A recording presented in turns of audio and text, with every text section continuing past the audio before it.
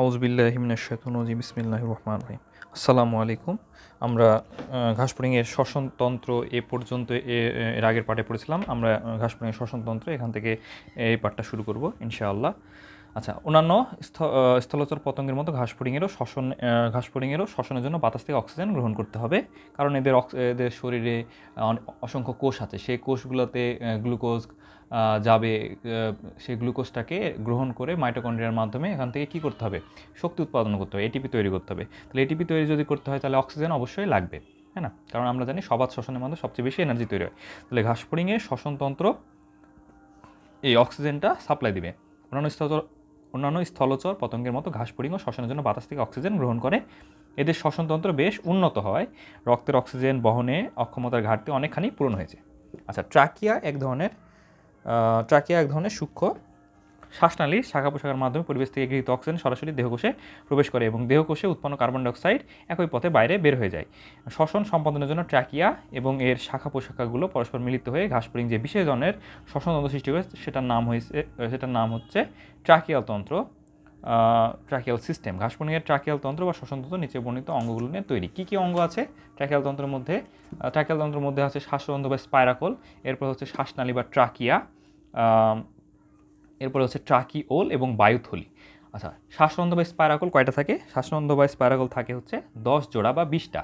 এর মধ্যে দুই জোড়া থাকে হচ্ছে বক্ষ অঞ্চলে এবং বাকি 8 জোড়া থাকে উদরে।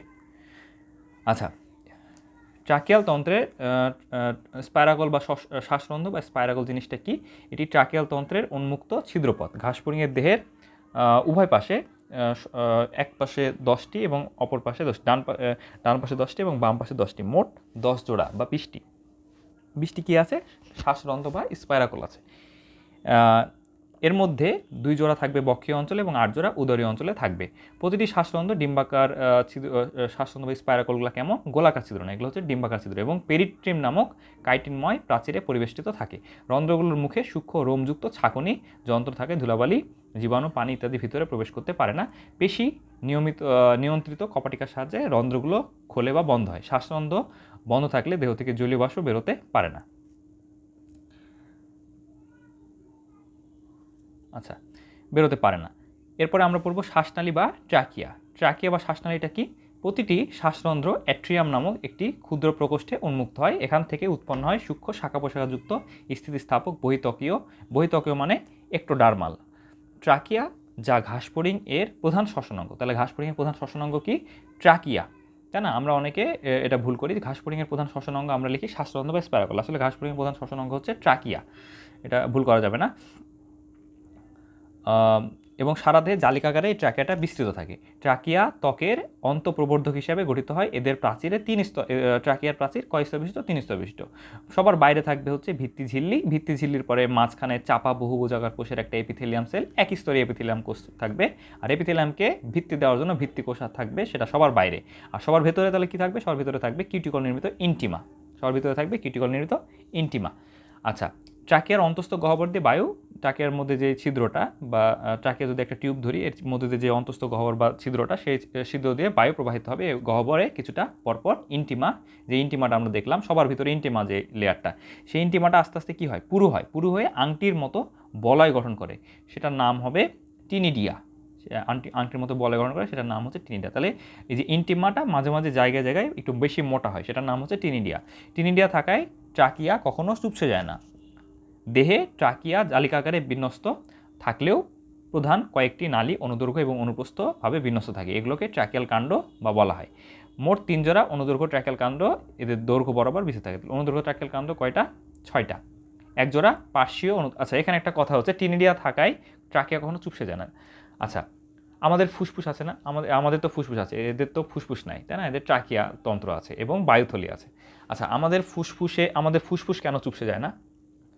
আমরা তো নিঃশ্বাস ছাড়ি, প্রশ্বাস গ্রহণ করি, এরপরে নিঃশ্বাস ছাড়ি, তাই না? তো নিঃশ্বাস ছাড়লে তো আমাদের ফুসফুস থেকে বাতাস বের হয়ে যায়। তো বাতাস বের হয়ে গেলে আমাদের ফুসফুস চুপসে যাওয়ার কথা, কেন চুপসে যায় না? কারণ হচ্ছে আমাদের ফুসফুস থেকে সমস্ত বাতাস, আমরা যদি স্বাভাবিক এক্সপ্রেশন করি বা স্বাভাবিক নিঃশ্বাস ছাড়ি, তাহলে আমাদের বডি থেকে আমাদের ফুসফুস থেকে সম্পূর্ণ বাতাস বের হবে না। আর আমরা যদি ফোর্সফুল এক্সপাইরেশনও করি, আমরা যদি অনেক শক্তি দিয়েও বডি থেকে কার্বন আমাদের ফুসফুস থেকে কার্বন আমরা বাতাসটাকে বের করে দিই, অনেক চেষ্টা করে যদি বের করে দিই, তাও মোটামুটি 1/2 লিটার মতন বাতাস বাইরে বের হবে না, কখনোই বের হবে না। এই বাতাসটা কি করে, ফুসফুসকে ফুলায় রাখে, এটা যখন চুপসে না যায়। চুপসায় গেলে তখন কি হবে, তখন ফুসফুসের অ্যালভেলাসটা অবস্ট্রাকশন হওয়া বা ফেটে যাওয়ার একটা সম্ভাবনা থাকে, এই জন্য ফুসফুস আমাদের চুপসায় না। আর এদের তো এরকম ফুসফুস নাই, বা এদের ভিতরে তো এরকম বাতাস হোল্ড করে রাখতে পারবে না, এই জন্য এদের কি থাকে, এদের থাকে হচ্ছে ইনটেমা, জায়গায় জায়গায় পুরু হয়ে টিনিডিয়া তৈরি করে, যাতে ফুসফুস এদের ট্রাকিয়াটা কখনো চুপসে না যায়। আচ্ছা, দেহের ট্রাকিয়া ট্রাকিয়াটা এদের অনুদৈর্ঘ্য ট্র্যাকেল কাণ্ড আছে, অনুপ্রস্থ ট্র্যাকেল কাণ্ড আছে। এর মধ্যে অনুদৈর্ঘ্য ট্র্যাকেল কাণ্ড হচ্ছে 3 জোড়া। এক জোড়া থাকবে পার্শ্বীয় অনুদৈর্ঘ্য ট্র্যাকেল কাণ্ড, এক জোড়া থাকবে পৃষ্ঠীয়, এক জোড়া থাকবে অঙ্কীয়। মানে 2টা থাকবে একদম পিছের দিকে, 2টা থাকবে পেটের দিকে, তলের দিকে, আর 2টা থাকবে পাশে। আচ্ছা, এক জোড়া পার্শ্বীয়, এক জোড়া পার্শ্বীয়, এক জোড়া পৃষ্ঠীয়, এক জোড়া অঙ্কীয় অনুদৈর্ঘ্য ট্র্যাকিয়াল কাণ্ড। আচ্ছা, দেহের দুই পাশে অবস্থার পার্শ্বীয় ট্র্যাকিয়াল কাণ্ড থেকে পৃষ্ঠীয় এবং অঙ্কীয় কতগুলো অনুপ্রস্থ ট্র্যাকিয়াল কাণ্ড তৈরি হয়। তাহলে অনুপ্রস্থ ট্র্যাকিয়াল কাণ্ডগুলো কোথা থেকে তৈরি হচ্ছে, পৃষ্ঠীয় থেকে, এবং একজোড়া পার্শ্বীয় ট্র্যাকিয়াল কাণ্ড থেকে পৃষ্ঠীয় এবং অঙ্কীয় কতগুলো অনুপ্রস্থ ট্র্যাকিয়াল কাণ্ড তৈরি। তাহলে অনুপ্রস্থ ট্র্যাকিয়াল কাণ্ড 2 ধরনের, একটা হচ্ছে পৃষ্ঠীয় আর একটা হচ্ছে অঙ্কীয়। অনুপ্রস্থ ট্র্যাকিয়াল কাণ্ড কয়টা, 2 ধরনের, একটা হচ্ছে পৃষ্ঠীয় অনুপ্রস্থ ট্র্যাকিয়াল কাণ্ড, একটা হচ্ছে অঙ্কীয় অনুপ্রস্থ ট্র্যাকিয়াল কাণ্ড। কিন্তু এখানে পার্শ্বীয় অনুপ্রস্থ ট্র্যাকিয়াল কাণ্ড নেই, এটা মনে রাখতে হবে। আর এই অনুপ্রস্থ ট্র্যাকিয়াল কাণ্ড 2 ধরনের, পৃষ্ঠীয় আর অঙ্কীয়, এটা কোথা থেকে তৈরি হবে, এটা হবে পার্শ্বীয় ট্র্যাকিয়াল কাণ্ড থেকে। দেহের যে পার্শ্বীয় অনুদৈর্ঘ্য ট্র্যাকিয়াল কাণ্ড, এখান থেকে তৈরি হবে পৃষ্ঠীয় এবং অঙ্কীয় অনুপ্রস্থ ট্র্যাকিয়াল কাণ্ড। আচ্ছা, মানে পার্শ্বীয় অনুদৈর্ঘ্য ট্র্যাকিয়াল কাণ্ড থেকে পৃষ্ঠীয় এবং অঙ্কীয় অনুপ্রস্থ ট্র্যাকিয়াল কাণ্ড তৈরি হবে। আচ্ছা, যথাক্রমে পৃষ্ঠীয় এবং অঙ্কীয় ট্র্যাকিয়াল কাণ্ডকে যুক্ত করে দিবে ট্র্যাকিয়ার সমস্ত দেহে শ্বসনিক গ্যাস পরিবহন করে। শ্বসনিক গ্যাস মানে অক্সিজেন, তাই না? আর অক্সিজেনটা ব্যবহার হয়ে গেল, এরপরে কার্বন ডাইঅক্সাইডটা তৈরি হবে, সেটা বাইরে বের করে দেবে, অক্সিজেনটা ভিতরে ঢুকাবে। আচ্ছা, ট্র্যাকিওলটা কি? ট্র্যাকিয়া থেকে ছোটো ছোটো ব্রাঞ্চ বের হবে, এগুলো হচ্ছে ট্র্যাকিওল। আচ্ছা, ট্র্যাকিয়া থেকে ট্র্যাকিওল নামে সূক্ষ্ম শাখা সৃষ্টি হয়। এগুলো এককোষী নালিকা, মাত্র 1 মাইক্রোমিটার ব্যাস বিশিষ্ট, প্রাচীর ইন্টিমা, এবং এদের প্রাচীরে ইন্টিমাও থাকে না, টিনিডিয়াও থাকে না, কিন্তু এগুলো অভ্যন্তরে কি থাকে, টিস্যু রস থাকে। ইন্টিমা টিনিডিয়া না থাকলে চুপসে যাবে, চুপসে যাওয়া যেন না যায়, এই জন্য এর মধ্যে টিস্যু রস থাকবে, ফুলায় রাখে। এই টিস্যু রসই অন্যান্য প্রাণীর রক্তের মতো শ্বসনে প্রত্যক্ষ ভূমিকা রাখে। এই রসের মাধ্যমে দেহকোষে গ্যাসীয় আদান প্রদান ঘটবে। আমাদের রক্তে যেটা অক্সিজেন মিশে অক্সিহিমোগ্লোবিন তৈরি করে, কার্বন ডাইঅক্সাইড মিশে কার্বামিনো হিমোগ্লোবিন তৈরি করে, এদের এরকম না। এদের হচ্ছে এই টিস্যু রসের মধ্যে অক্সিজেন কার্বন ডাইঅক্সাইডটা মিশে এদের বডিতে সাপ্লাই দিবে। আচ্ছা, এদের রক্তের মাধ্যমে অক্সিজেন কার্বন ডাইঅক্সাইড আদান প্রদান হবে না। রক্তের মাধ্যমে দূষিত পদার্থ, রেচন পদার্থ, বর্জ্য পদার্থ, অন্যান্য খনিজ পদার্থ, এগুলো আদান প্রদান হবে। আচ্ছা, বায়ুথলি বা এয়ার স্যাক কি? ট্র্যাকিয়ার কিছু শাখা প্রসারিত হয়ে বড় ইন্টিমাবিহীন এবং পাতলা প্রাচীরযুক্ত বায়ুথলি গঠন করবে। এদের বডি বায়ুথলির মধ্যে ইন্টিমা থাকবে না এবং প্রাচীরটা পাতলা হবে। এসব থলিতে বাতাস জমা থাকে এবং শ্বসনের সময় বায়ু প্রবাহ নিয়ন্ত্রণ করে। এবং এখানে এই থলিতে বাতাস জমা রাখে। ট্র্যাকিয়া এবং ট্র্যাকিওলের মধ্যে কি পার্থক্য আছে? ট্র্যাকিয়া আমরা জানি যে ট্র্যাকিয়া একটু বেশি মোটা, ট্র্যাকিওল একটু ছোট। পতঙ্গ শ্রেণীর প্রাণীদের শ্বাসনালীর নাম হচ্ছে ট্র্যাকিয়া। আর ট্র্যাকিওলটা কি? ট্র্যাকিওল হচ্ছে অতি সূক্ষ্ম শাখার নাম হচ্ছে ট্র্যাকিয়ার অতি সূক্ষ্ম শাখার নাম হচ্ছে ট্র্যাকিওল। আচ্ছা, ট্র্যাকিয়াটা শাখান্বিত এবং প্রশস্ত গহ্বর থাকবে, আর ট্র্যাকিওল শাখা থাকবে না এবং গহ্বরটা সরু হবে। ট্র্যাকিয়া অ্যাট্রিয়াম থেকে তৈরি হবে, আর ট্র্যাকিওল কোষ হতে উৎপন্ন হবে। ট্র্যাকিয়া সেটা এর প্রাচীর কিউটিকল ইন্টিমা যুক্ত, এর প্রাচীরে কিউটিকল থাকবে, ইন্টিমা থাকায় প্রাচীর কখনো চুপসে যায় না। আর ট্র্যাকিওল অনেক সময় চুপসে যেতে পারে। প্রাচীর কিউটিকল নির্মিত, ঠিক আছে, তবে ইন্টিমা থাকে না, ফলে গহ্বর শূন্য হয়ে গেলে, যে রসটা যদি এদের মধ্যে যেই টিস্যু রসটা থাকে, টিস্যু রসটা বের হয়ে গেলে এরা চুপসে যাবে, এর প্রাচীর চুপসে যাবে। লুমেন এবং চুপসে যাওয়ার একটা কারণ হচ্ছে প্রাচীরটা পাতলা, একই সাথে ইন্টিমা নেই আবার পাতলা, এই জন্য চুপসে যায়। রসটা বের করে ফেললে, টিস্যু রসটা বের করলে এরা চুপসে যাবে। আচ্ছা, লুমেন বা গহ্বর সবসময় বায়ুপূর্ণ থাকে, কার? ট্র্যাকিয়ার। আর ট্র্যাকিওলে লুমেন বা গহ্বর তরলপূর্ণ থাকে, সেটাকে বলা হয় টিস্যু রস। আচ্ছা, ট্র্যাকিয়ার দেহ টিস্যুর সঙ্গে প্রত্যক্ষ যোগাযোগ থাকে না। ট্র্যাকিয়ার দেহ টিস্যুর সাথে প্রত্যক্ষ যোগাযোগ থাকে না, ট্র্যাকিওলে দেহ টিস্যুর সাথে প্রত্যক্ষ যোগাযোগ থাকে। আচ্ছা, শ্বসন পদ্ধতি। ঘাসফড়িং কীভাবে শ্বসন শ্বসন সম্পন্ন করে।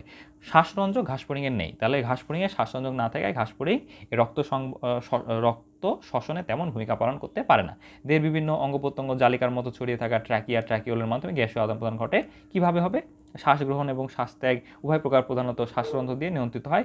পেশির কার্যকারিতা উদরের ছন্দময় সংকোচন প্রসারণের ফলে বায়ু অক্সিজেন দেহে প্রবেশ করে এবং ট্র্যাকিয়াল তন্ত্র হতে বায়ু কার্বন ডাইঅক্সাইড বেরিয়ে যায়। বায়ু ঢুকে অক্সিজেনযুক্ত বাতাস এবং কার্বন ডাইঅক্সাইডযুক্ত বাতাস শরীর থেকে বের হয়ে যাবে, মানে উদর থেকে বের হয়ে যাবে। আচ্ছা, শ্বাস গ্রহণ বা প্রশ্বাস এটা কিভাবে হয়? ইন্সপাইরেশন, তাই না?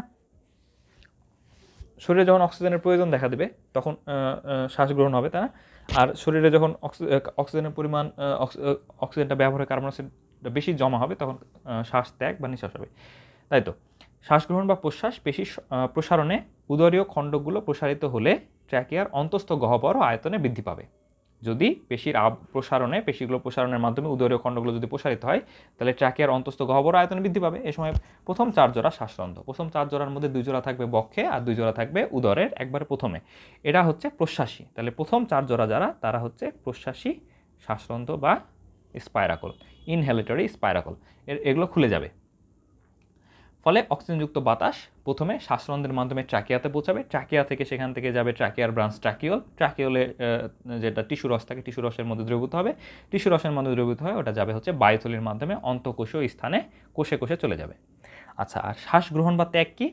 ওখানে ব্যবহার হয়ে গেল, ব্যবহার হয়ে একটা সময় তো কার্বন ডাইঅক্সাইড তৈরি হবে, কার্বন ডাইঅক্সাইড আবার টিস্যু রসে মিশবে, মিশার পরে ওটা ট্র্যাকিওল হয়ে ট্র্যাকিয়াতে আসবে, এভাবে তো আসার কথা, তাই না? শ্বাস ত্যাগ একটি নিষ্ক্রিয় প্রক্রিয়া, শ্বাস গ্রহণ একটা সক্রিয় প্রক্রিয়া, শ্বাস ত্যাগ নিষ্ক্রিয় প্রক্রিয়া, মানুষের ক্ষেত্রেও তাই। কোষীয় শ্বসনে সৃষ্ট কার্বন ডাইঅক্সাইড ব্যাপন প্রক্রিয়ায় ট্র্যাকিওল রসে আসে, সেখান থেকে ট্র্যাকিয়া প্রবেশ করে, বক্ষীয় উদরীয় পেশির সংকোচনের ফলে দেহ খণ্ডগুলো সংকোচন ঘটে, ফলে ট্র্যাকিয়ার অভ্যন্তর আয়তন হ্রাস পায়। এ সময় বাকি 6 জোড়া, তাহলে প্রথম 4 জোড়া হচ্ছে প্রশ্বাসী স্পাইরাকল আর পরের 6 জোড়া হচ্ছে নিঃশ্বাসী স্পাইরাকল।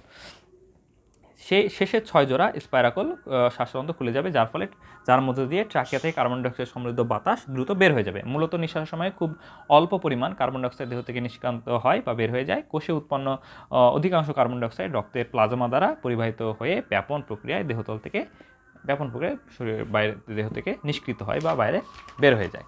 আচ্ছা, তাহলে প্রসেসটা কি? শ্বাসরন্ধ্র বা স্পাইরাকল দিয়ে বায়ুমণ্ডল থেকে কার্বন অক্সিজেনযুক্ত বাতাসটা ঢোকার পরে এটার সাথে কোথায় যাবে? এটা শ্বাসরন্ধ্র হয়ে কোথায় যাবে? অ্যাট্রিয়ামে যাবে, তাই না? অ্যাট্রিয়াম হয়ে ট্র্যাকিয়া যাবে, ট্র্যাকিয়া হয়ে ট্র্যাকিয়ার ছোট ব্রাঞ্চ, ট্র্যাকিয়া থেকে ছোট ট্র্যাকিয়ার ব্রাঞ্চ ট্র্যাকিওলে যাবে, যেটাতে টিস্যু রস থাকে। সেই টিস্যু রসে অক্সিজেনটা মিশবে, মেশার পরে সেই টিস্যু রসযুক্ত অক্সিজেনযুক্ত টিস্যু রস সেটা বায়ুথলিতে যাবে, বায়ুথলিতে সেটা কোষে কোষে পৌঁছায় যাবে, কোষে অক্সিজেন ঢুকার পরে অক্সিজেনটা গ্লুকোজের সাথে জারণ হবে, জারণ হওয়ার পরে কার্বন ডাইঅক্সাইড উৎপন্ন করবে, এটিপি তৈরি করবে। সেই কার্বন ডাইঅক্সাইডটা আবার টিস্যু রসের মাধ্যমে বায়ুথলি থেকে ট্র্যাকিওলে আসবে, ট্র্যাকিওল থেকে ট্র্যাকিয়াতে আসবে, ট্র্যাকিয়া থেকে সে আসার পর টিস্যু রস থেকে কার্বন ডাইঅক্সাইডটা মুক্ত হয়ে যাবে, মুক্ত হয়ে যাওয়ার পরে সেটা ট্র্যাকিওল হয়ে ট্র্যাকিয়া, অ্যাট্রিয়াম হয়ে শ্বাসরন্ধ্র হয়ে বাইরে বের হয়ে যাবে, বায়ুমণ্ডলে বাইরে বের হয়ে আসবে, তাই না? ঘাসফড়িংয়ের রেচনতন্ত্রটা কি? ঘাসফড়িংয়ের আমরা জানি প্রধান রেচন অঙ্গ হচ্ছে মালপিজান নালিকা। কয়টা থাকে? মোটামুটি 100টা থাকে। মালপিজান নালিকার দৈর্ঘ্য কত? 25 মিলিমিটার মতো লম্বা। আচ্ছা, আমিষ জাতীয় খাদ্য বিপাকের ফলে, আচ্ছা আমরা যে বলি যে যে কোনো জিনিসের রেচন পদার্থ মানে দূষিত পদার্থ বা বর্জ্য পদার্থ বাইরে বের হয়ে যাওয়ার পর মানে জিনিসটা হচ্ছে রেচন পদার্থ, তাই না? রেচন। কিন্তু রেচন বলতে সব দূষিত পদার্থকে কি রেচন বলা হয়?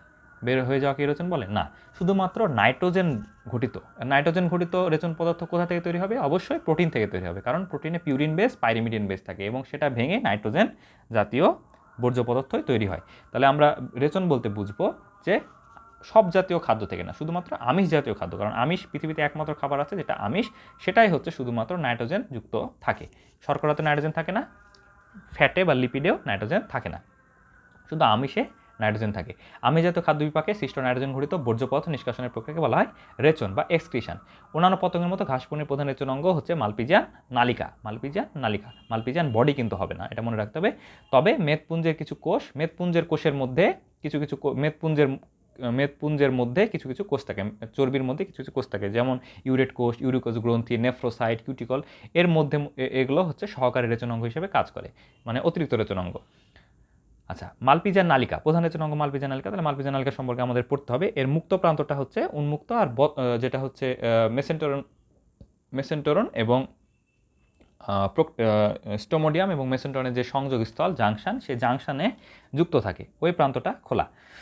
তো মালপিজার নালিকা কে আবিষ্কার করছে? বিজ্ঞানী মার্সেলো মালপিজি নামক একজন ইতালীয় চিকিৎসক, এবং উনি হচ্ছে ইতালির বিজ্ঞানী, এটা একটু মনে রাখতে। ইতালীয় চিকিৎসক এবং জীববিজ্ঞানী সর্বপ্রথম 1669 সালে এই নালিকা আবিষ্কার করেন, তার নাম অনুসারে নামকরণ করা হয়েছে। আচ্ছা, এটা থাকে কোথায়? মধ্য এবং পশ্চাৎ পুষ্টিকনলী, মানে মধ্য এবং পশ্চাৎ পুষ্টিকনলী সংযোগস্থলে অসংখ্য সুতার মতো মালপিজার নালিকা হিমশিলে বিস্তৃত থাকে। আচ্ছা, আমি জিনিসটা ভুল বলছি, মালপিজার নালিকা স্টোমোডিয়াম এবং মেসেন্টেরনের মধ্যে জাংশনে থাকে না। স্টোমোডিয়াম এবং মেসেন্টেরনের জাংশনে কি থাকে? হেপাটিক শিকা বা গ্যাস্ট্রিক শিকা। আর মালপিজার নালিকা থাকে হচ্ছে মধ্য এবং পশ্চাৎ পুষ্টিকনালী সংযোগস্থলে, মানে মেসেন্টেরন এবং প্রোক্টোডিয়ামের সংযোগস্থলে থাকে। আসলে মেনলি থাকে মেসেন্টেরনে। স্টোমোডিয়াম, মেসেন্টেরন, আচ্ছা মেনলি মেসেন্টেরনে থাকে মালপিজার নালিকা, হিমোসিলে বিস্তৃত থাকে। এবং ওটা পুষ্টিকনালী আমরা জানি কোথায় আছে? পেরিকার্ডিয়াল সাইনাসে, পেরিভিসারাল সাইনাসে না পেরিনিউরাল সাইনাসে? আমরা জানি অবশ্যই পেরিভিসারাল সাইনাসে। তো পেরিভিসারাল সাইনাসে কি থাকবে? অবশ্যই রক্ত থাকবে, ঘাসফড়িংয়ের রক্ত, সেই মানে হিমোলিম্ফ থাকবে, সেই হিমোলিম্ফের মধ্যে ভাসমান থাকবে, খুবই সহজ জিনিস। তো এগুলো মালপিজার নালিকা হিসেবে হিমোসিলে বিস্তৃত থাকে। এগুলো এক প্রান্ত হচ্ছে মুক্ত প্রান্তটা বদ্ধ। তাহলে এটা হচ্ছে একটা টিউবের মতো, এবং টিউব হচ্ছে এক মুখ খোলা, এক মুখ বন্ধ। তাহলে এক মুখ বন্ধ থাকবে এবং হিমোসিল গহ্বরে হিমোলিম্ফের মধ্যে নিমজ্জিত থাকবে। অন্য প্রান্ত পুষ্টিকনালীর গহ্বরে উন্মুক্ত হবে। কোথায় উন্মুক্ত হবে? মধ্য পুষ্টিকনালীর মধ্যভাগ এবং শেষ ভাগ, মানে হচ্ছে মেসেন্টেরন এবং প্রোক্টোডিয়ামের সংযোগস্থলে। প্রতিটি মালপিজার নালিকা কতটুকু লম্বা? প্রায় 25 মিলিমিটার লম্বা, 1 মিলিমিটার ব্যাসযুক্ত এবং সরু নলাকার, ইলাস্টিক এবং ফাঁপা। আচ্ছা, নালিকার ভিতরে ফাঁপা গহ্বরকে কি বলে? লুমেন বলে। এই লুমেনের মধ্যে কি কি থাকে? এই লুমেনের মধ্যে প্রতি নালিকার প্রাচীর এক স্তর বিশিষ্ট এপিথেলিয়াম দিয়ে গঠিত। তাহলে এই লুমেনের মধ্যে যে প্রাচীরটা যে আমরা প্রাচীরটা দেখছি, এই প্রাচীরটা এক স্তর বিশিষ্ট এপিথেলিয়াম দিয়ে তৈরি, এক স্তর বিশিষ্ট এপিথেলিয়াম দিয়ে তৈরি। এবং এর কোষের বাইরের দিকে একটি ভিত্তি পর্দা থাকবে। তাহলে বাইরের দিকে ভিত্তি পর্দা, ভিতরের দিকে এপিথেলিয়াম, আর সবার ভিতরে সিলিয়া থাকবে। সিলিয়া অনেকগুলো সিলিয়া মিলে, মাইক্রোসিলিয়া বা সিলিয়া মিলে সিলিয়া বা অনেকটা ভিলাইয়ের মতো, মানে এগুলো ভিলাই বা সিলিয়া। তো এই অভিক্ষেপগুলো অনেকগুলো ছোটো ছোটো যে মাইক্রোভিলাই বা মাইক্রোসিলিয়া, এগুলো একসাথে যুক্ত হয়ে ব্রাশের মতো গঠন তৈরি করে, এই জন্য ব্রাশ বর্ডার বলা হয়। আচ্ছা, প্রতিটি নালিকার প্রাচীর এক স্তর এপিথেলিয়াম দিয়ে গঠিত, আর এপিথেলিয়ামকে ঘিরে রাখবে বাইরের ভিত্তি পর্দা বা বেসমেন্ট মেমব্রেন, আর ভিতরের দিকে থাকবে অসংখ্য মাইক্রোভিলাই সম্মিলিতভাবে একসাথে যখন থাকে তখন এটা ব্রাশের মতো মনে হয়, যেন বলা হয় ব্রাশ বর্ডার। নালিকাগুলো নিজে ততটা নরমক্ষম নয়, এরা নিজেরা নড়াচড়া করতে পারে না। হিমোলিম্ফের আন্দোলন যখন হয়, হিমোলিম্ফ যখন নড়াচড়া করে তখন এগুলো রেচন সম্পন্ন হয়। হিমোলিম্ফ যখন নড়াচড়া করে তখন তার সাথে সাথে রেচন পদার্থগুলো আলাদা হয়ে যায় এবং মালপিজার নালিকা হয়ে আমাদের পৌষ্টিক নালীর ভিতরে চলে যায়। এখন রেচন পদার্থটা কীভাবে তৈরি হয় এটা আমরা এখানে পড়ব প্রসেসটা। রেচন প্রক্রিয়া হচ্ছে মালপিজার নালিকা একটা বদ্ধ নালিকা, তাই না? বদ্ধ প্রান্ত, এক প্রান্ত খোলা, এক প্রান্ত বদ্ধ। এটা হিমোলিম্ফে ভাসমান অবস্থায় থাকবে। তাহলে রক্ত থেকে পানি, কার্বন ডাইঅক্সাইড শোষণ করে নেবে মালপিজার নালিকা। পরে পটাশিয়াম ইউরেট নালিকার কোষের মধ্যে পানি এবং কার্বন ডাইঅক্সাইডের সাথে বিক্রিয়া করবে। পটাশিয়াম ইউরেটটা কোথায় থাকবে? পটাশিয়াম ইউরেটটা হিমোলিম্ফের মধ্যে থাকবে। পানি কোথায় থাকবে? এটা হচ্ছে ওই যে পানিটা কোথায় থাকবে? রক্তে, ওই যে হিমোলিম্ফের মধ্যে থাকবে। তারপরে এই যে কার্বন ডাইঅক্সাইড কোথায় থাকবে? হিমোলিম্ফের মধ্যে থাকবে। সবাই এগুলো ঢুকে যাবে হিমোলিম্ফের মধ্যে। এই যে এটা যদি কি হয়, এই যে এই ছবিটা থেকে ভালো মতো বোঝা যাবে, এটা যদি আমাদের পৌষ্টিক নালী হয়, মানে মেসেন্টেরন এবং প্রোক্টোডিয়ামের সংযোগস্থল। আর এটা হচ্ছে যদি আমাদের মালপিজার নালিকা হয়, এটা অনেকটা 25 মিলিমিটার না 25 মাইক্রোমিটার, প্রায় 25 মিলিমিটার লম্বা। এটা যদি হয় তাহলে এখান থেকে কি ঢুকবে? এটা থেকে ঢুকবে হচ্ছে পটাশিয়াম ইউরেট। এখানে এটা একটা আমরা ধরে নিলাম এটা একটা সাইনাস। কি সাইনাস? পেরিভিসারাল সাইনাস। এই পেরিভিসারাল সাইনাসে হিমোলিম্ফ আছে। হিমোলিম্ফ থেকে কি ঢুকবে? পটাশিয়াম ইউরেট ঢুকবে, পানি ঢুকবে, কার্বন ডাইঅক্সাইড ঢুকবে। ঢুকে এর মধ্যে চলে আসে কি করবে? এরা নিজেদের মধ্যে রিয়াকশান করবে। রিয়াকশান করে পটাশিয়াম ইউরেট, কার্বন ডাইঅক্সাইড আর পানি রিয়াকশান করে কি করবে? তৈরি করবে হচ্ছে পটাশিয়াম ইউরেট থেকে পটাশিয়াম কার্বনেট হবে, সাথে কার্বন ডাইঅক্সাইড, পটাশিয়াম ইউরেট হবে, অক্সিজেনটা আচ্ছা তাহলে বাইরে ছিল পটাশিয়াম ইউরেট ছিল, অক্সিজেন ছিল, সরি পটাশিয়াম ইউরেট ছিল, কার্বন ডাইঅক্সাইড ছিল আর পানি ছিল, তাই না? ওটা ভিতরে ঢুকে যাবে, ভিতরে শোষণ হয়ে গেল, শোষণ হয়ে যাওয়ার পর পটাশিয়াম ইউরেট থেকে পটাশিয়াম ইউরেট আর কার্বন ডাইঅক্সাইড মিলে হবে পটাশিয়াম কার্বনেট, এবং সাথে তৈরি হবে অ্যামোনিয়া, এবং তার সাথে তৈরি হবে পানি। এই পানি আর পটাশিয়াম কার্বনেট এটা বাইরে বের হয়ে যাবে, পানি আর পটাশিয়াম কার্বনেট বাইরে বের হয়ে যাবে, আর ভিতরে ভিতরে থেকে যাবে হচ্ছে অ্যামোনিয়াটা তখন এভাবে করে এদিক চলে আসবে। অ্যামোনিয়াটা পুষ্টিনালীর মধ্যে এসে মলের মধ্যে বাইরে বের হয়ে যাবে। আচ্ছা, এখন আমরা প্রসেসটা দেখি। এখানে যেভাবে লেখা আছে, রেচন প্রক্রিয়া। মালপিজিয়ান নালিকার বদ্ধ প্রান্ত হিমোলিম্পে ভাসমান অবস্থায় থাকে। কোন হিমোলিম্পের কোন পার্ট? একটা হিমোলিম্পের কোন সাইনাস? Peri visceral sinus. এবং এখান থেকে রক্ত পানি কার্বন ডাইঅক্সাইড শোষণ করবে। শোষণ করার পরে পটাশিয়াম ইউরেট নালিকার কোষের মধ্যে পানি এবং কার্বন ডাইঅক্সাইডের সাথে বিক্রিয়া করে কী তৈরি করবে? পটাশিয়াম ইউরেট পানি এবং কার্বন ডাইঅক্সাইড একসাথে মিলে পটাশিয়াম বাইকার্বনেট তৈরি করবে, ইউরিক অ্যাসিড তৈরি করবে, পটাশিয়াম কার্বনেট এবং পানি পুনঃশোষিত হয়ে হিমোলিম্পে ফিরে আসবে। তাহলে পটাশিয়াম কার্বনেট, ইউরিক অ্যাসিড এবং পটাশিয়াম ইউরেট পানি এবং কার্বন ডাইঅক্সাইড মিলিত হয়ে বিক্রিয়া করে কী তৈরি করবে? পটাশিয়াম কার্বনেট তৈরি করবে, ইউরিক অ্যাসিড তৈরি করবে আর পানি তৈরি করবে। আমি এখানে অ্যামোনিয়া বলছিলাম, এটা ভুল হয়েছিল আমার। তো ইউরিক অ্যাসিড তৈরি করবে, পানি তৈরি করবে এবং সাথে সাথে ইউরিক অ্যাসিড তৈরি করবে, পানি তৈরি করবে এবং আরেকটা কী তৈরি করবে? ইউরিক অ্যাসিড, পানি এবং পটাশিয়াম কার্বনেট আর পানি যেটা সেটা আবার হিমোলিম্পে ফিরে যাবে। আর ইউরিক অ্যাসিড যেটা সেটা লুমেনে এসে ইউরিক অ্যাসিডটা লুমেনের মধ্যে থেকে যাবে। ইউরিক অ্যাসিড সিলিয়ার আন্দোলনের ফলে মালপিজিয়ান, এই যে এখানে সিলিয়া আছে, সিলিয়ার আন্দোলনের মাধ্যমে মালপিজিয়ান নালিকার গোড়ার অংশ হয়ে পশ্চিমনালীতে প্রবেশ করবে এবং প্রবেশ করে পশ্চাৎ অন্ত্রে গমন করবে, মানে প্রোক্টোডিয়ামে চলে যাবে। মলাশয়ে অবস্থানকালে ইউরিক অ্যাসিড থেকে অতিরিক্ত পানি শোষণের ফলে শুষ্ক ইউরিক অ্যাসিড দানা হিসেবে মলের সাথে বের হয়ে যাবে। তো এই পানিটা যেটা থাকে, অতিরিক্ত পানিটা আমরা জানি বৃহদন্ত্রে, মলাশয় এগুলোতে অতিরিক্ত পানিটা শোষণ করে নেয়। শোষণ করে নিলে কী হবে? তখন ইউরিক অ্যাসিডটা তখন দানাদার হয়ে যাবে, দানাদার। ইউরিক অ্যাসিড দানাদার, অনেকটা ছুরির মতো ইউরিক অ্যাসিড খোঁচায়।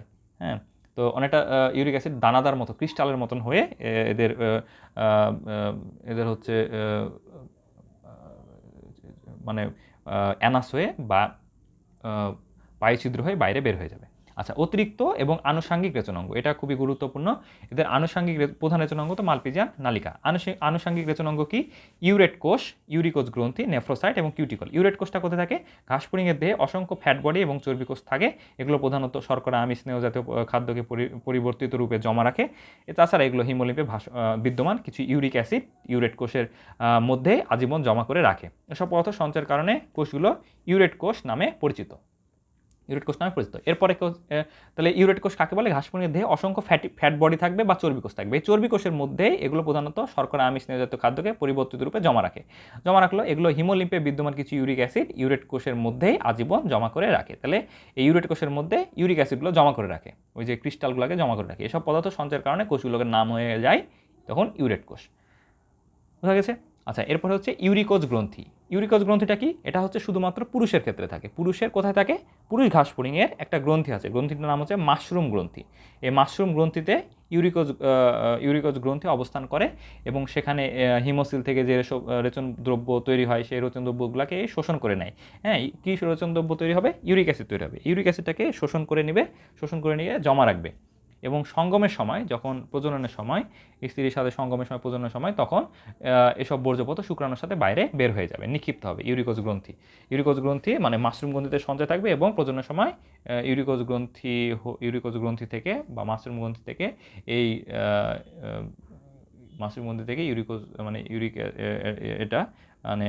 ইউরিকোজ গ্রন্থি থেকে এই ইউরিক অ্যাসিডটা, যে ক্রিস্টালটা, এটা শুক্রাণুর সাথে বাইরে বের হয়ে যাবে।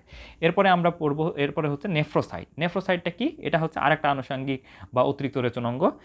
এটা হচ্ছে পেরিকার্ডিয়াল সাইনাসে থাকবে। পেরিভিসেরাল সাইনাস থাকবে না, এটা পেরিকার্ডিয়াল সাইনাসে হৃদযন্ত্রের পার্শ্বদেশে, হৃৎপিণ্ডের পাশে নেফ্রোসাইট অবস্থিত। নেফ্রোসাইট রেচন দ্রব্য সংগ্রহ করে রক্তের মাধ্যমে নিষ্কাশন করবে। এরপরে থাকবে কিউটিকল কিভাবে আনুষঙ্গিক রেচনা হিসেবে কাজ করে? ঘাসফড়িং আমরা জানি, ঘাসফড়িং কয়বার খোলস মোচন করে বা খোলস চেঞ্জ করে? মোটামুটি ঘাসফড়িং 4 বার খোলস চেঞ্জ করে। হ্যাঁ সরি, ঘাসফড়িং মোটামুটি 5 বার খোলস চেঞ্জ করে।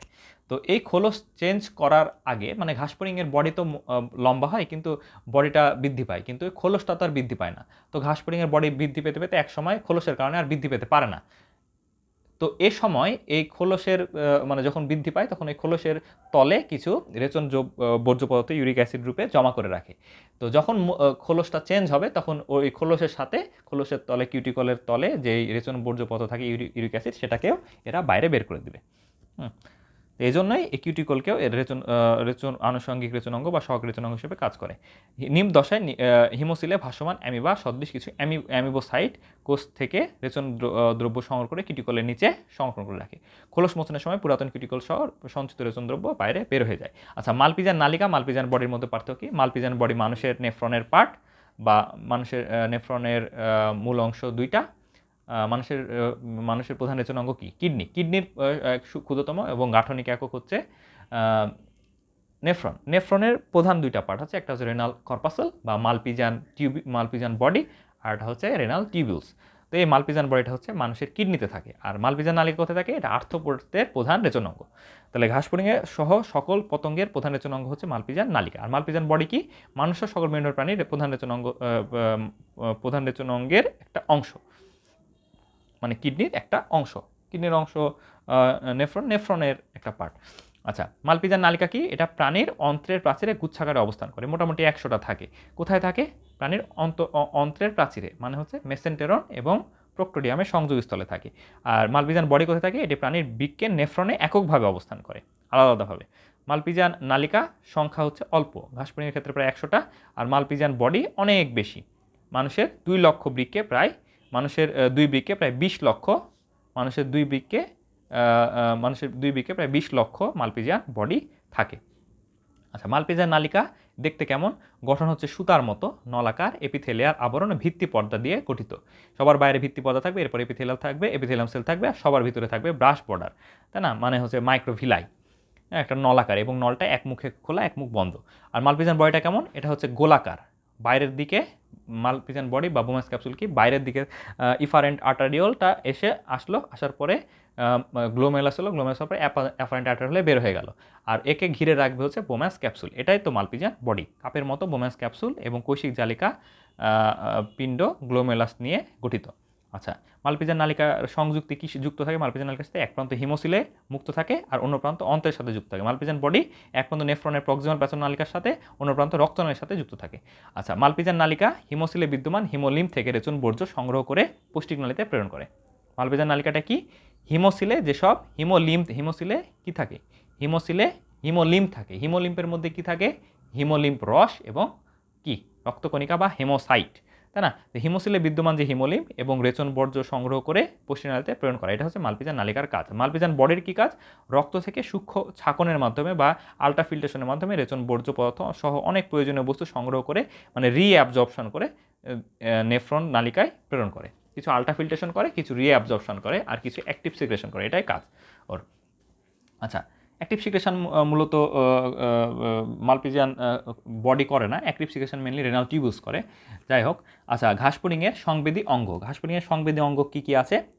আমাদের না হলে হচ্ছে চোখ, কান, নাক, মুখ,